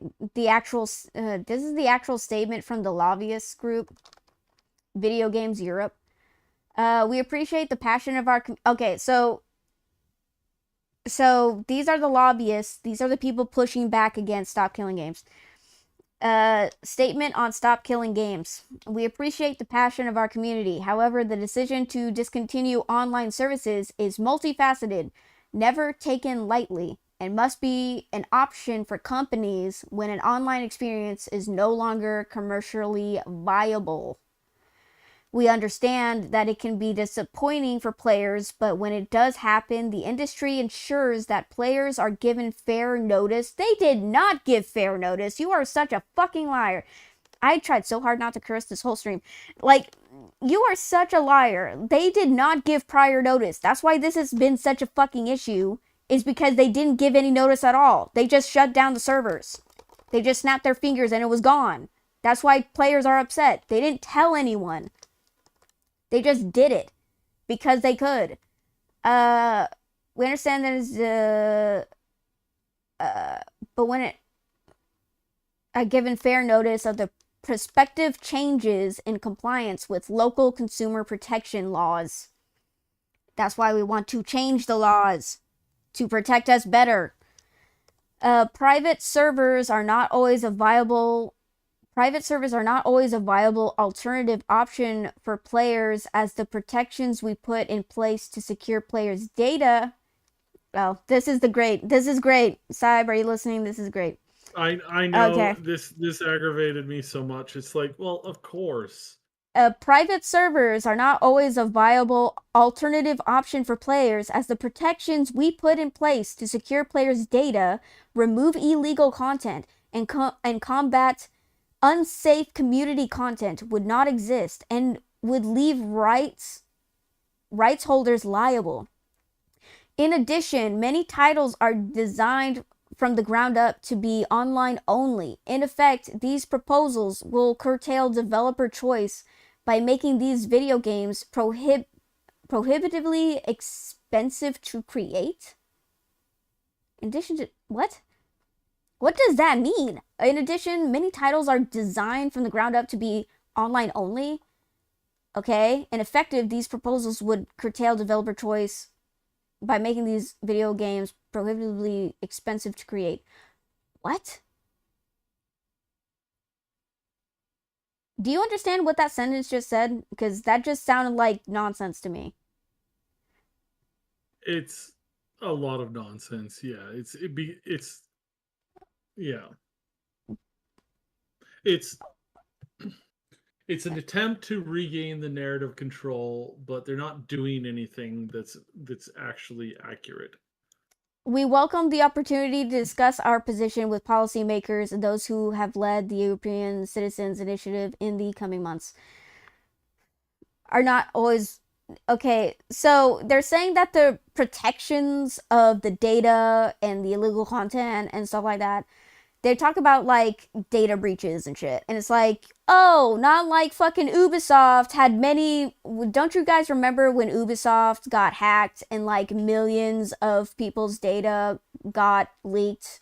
And not just any data, their fucking card numbers, their social security numbers, very sensitive data was hacked and released out into the wild. But we should trust the companies to protect our data. Oh yeah, it wasn't didn't what is it? It wasn't Microsoft. Who else got hacked? I think it was Sony got hacked. There were many instances. Okay, let me just look this up. There were many instances of gaming companies getting hacked and data getting released out into the wild. Gaming companies. Work with me, Google. Gaming companies data breaches.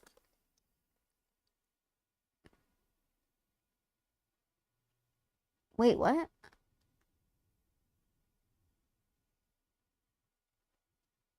There was a Fortnite data breach.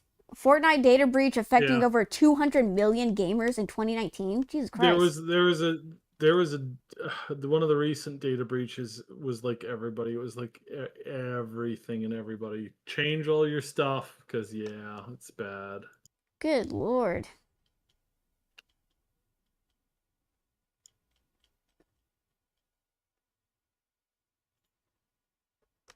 I wouldn't be surprised if Ubisoft was on there. You can't trust Ubisoft. What is it? Oh yeah, the Cyberpunk Edge Runner character is joining Guilty Gear, which is oh fuck, I forgot her name. Is it Lucy? Is that her name? I From think so. Edge Runners, yeah. Uh, I'm kind of excited for season 2, but I'm kind of not because the fucking showrunner is like a fucking sadist and he wants people to burn in agony and pain. So I don't know. I kind of excited to Well, see, but mm, let's see. What else? Okay, so Romero Games reportedly met with Microsoft just a day before the publisher pulled funding for the studio, and there was no mention of the decision that put over 100 people out of work. Romero Games is pursuing alternate sources of funding, but for the time being, it sounds like the dream is dead. Oof. Anything to say about that side? I, I I don't know if it would have been a good game or not. That's part of the problem. Is like how do we judge something that we don't know whether or not? Because there's again, it's like pick pick any of the games that have come out in the last few years with all these big names behind it, and it's a total and complete flop, right? Like it's like maybe some of these cancellations are good, maybe some of them aren't. We don't really know. I think that in a perfect world, everybody gets a chance to make the game, and then the best games, make lots of money. That would be the perfect world, but we're not there. So it's like, how can that work? So yeah, I don't know. Yeah. Let's see.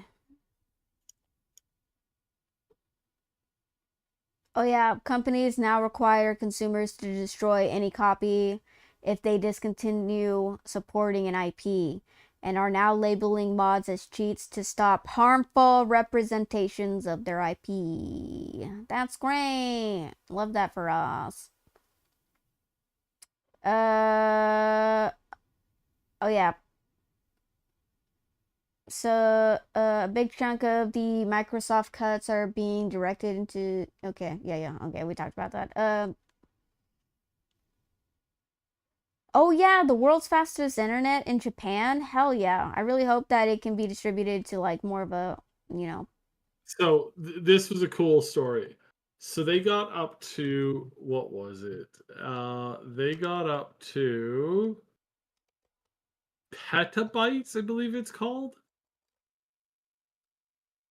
Yeah, I think it's petabytes. So they got up the download speed reached up to petabytes. How much is a petabyte? Well, that's everything in Netflix's library, everything that they've ever had in their library, everything that they currently have in their library, downloaded in less than a second. Less than 1 second, you downloaded every single thing that Netflix has ever had on their servers. That's pretty high. That's a speed that we're getting to the point now where it's like, okay, if we could do that, if we could do that with some quantum stuff, maybe teleportation, getting beamed up and beamed up, maybe that actually is within the theory of like possibility. And the power usage for it was actually a lot slower, a lot lower, not slower, a lot lower than it would have been if you were doing that over like current internet stuff, which again just is very, very, very, very interesting. So yeah. Very, very interesting. I can't wait. I hope it like gets available for everybody and not just in one country. Let's see. Okay. Yeah, we talked about that. Talked about that. Yeah, I think we covered everything. I think that's it. I think that's it until next time. Think of the piracy. Subnautica, you see that story? We can't have those kinds of speeds. Wait, what about Subnautica? Everyone wants me to play Subnautica because they know I fucking hate the ocean. Yeah, the fact that there's spiders and snakes in the ocean, I think I can do without. No, thank you. Arigato gozaimasu.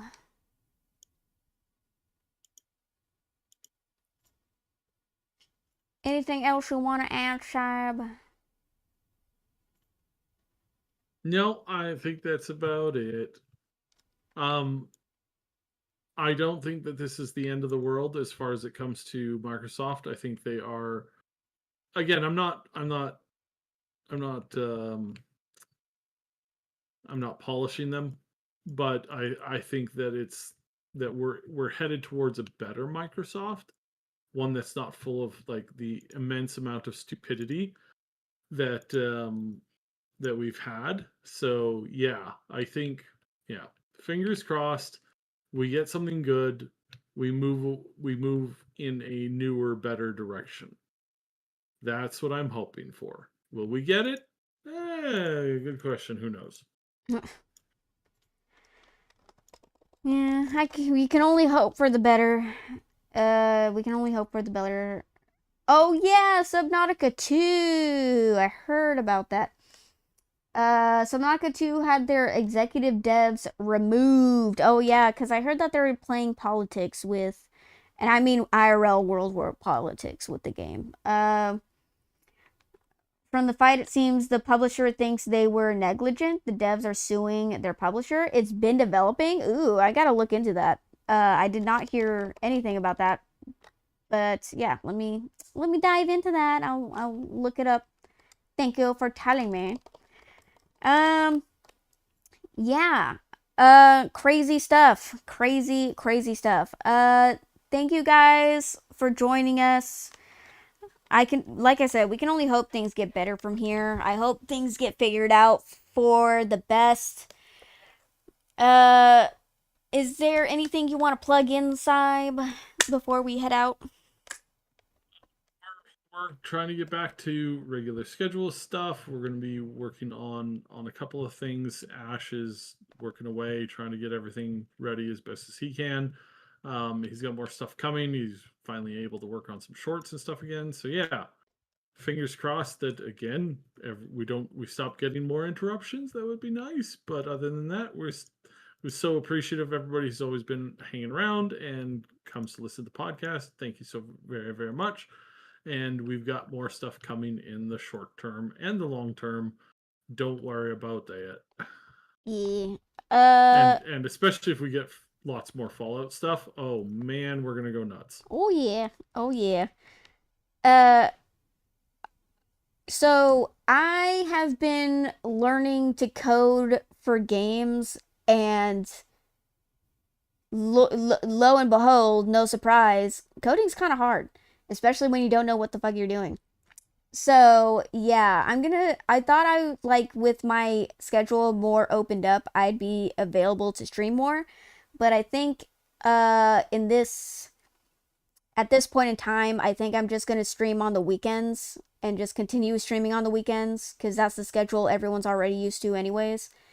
And through the duration of the week, just focus on figure out, coding tricks and stuff, and, writing out the story. But yeah, so yeah, if you're hoping that I would stream more during the week, I'm sorry, but yeah, it just turned out that way. I'm sorry.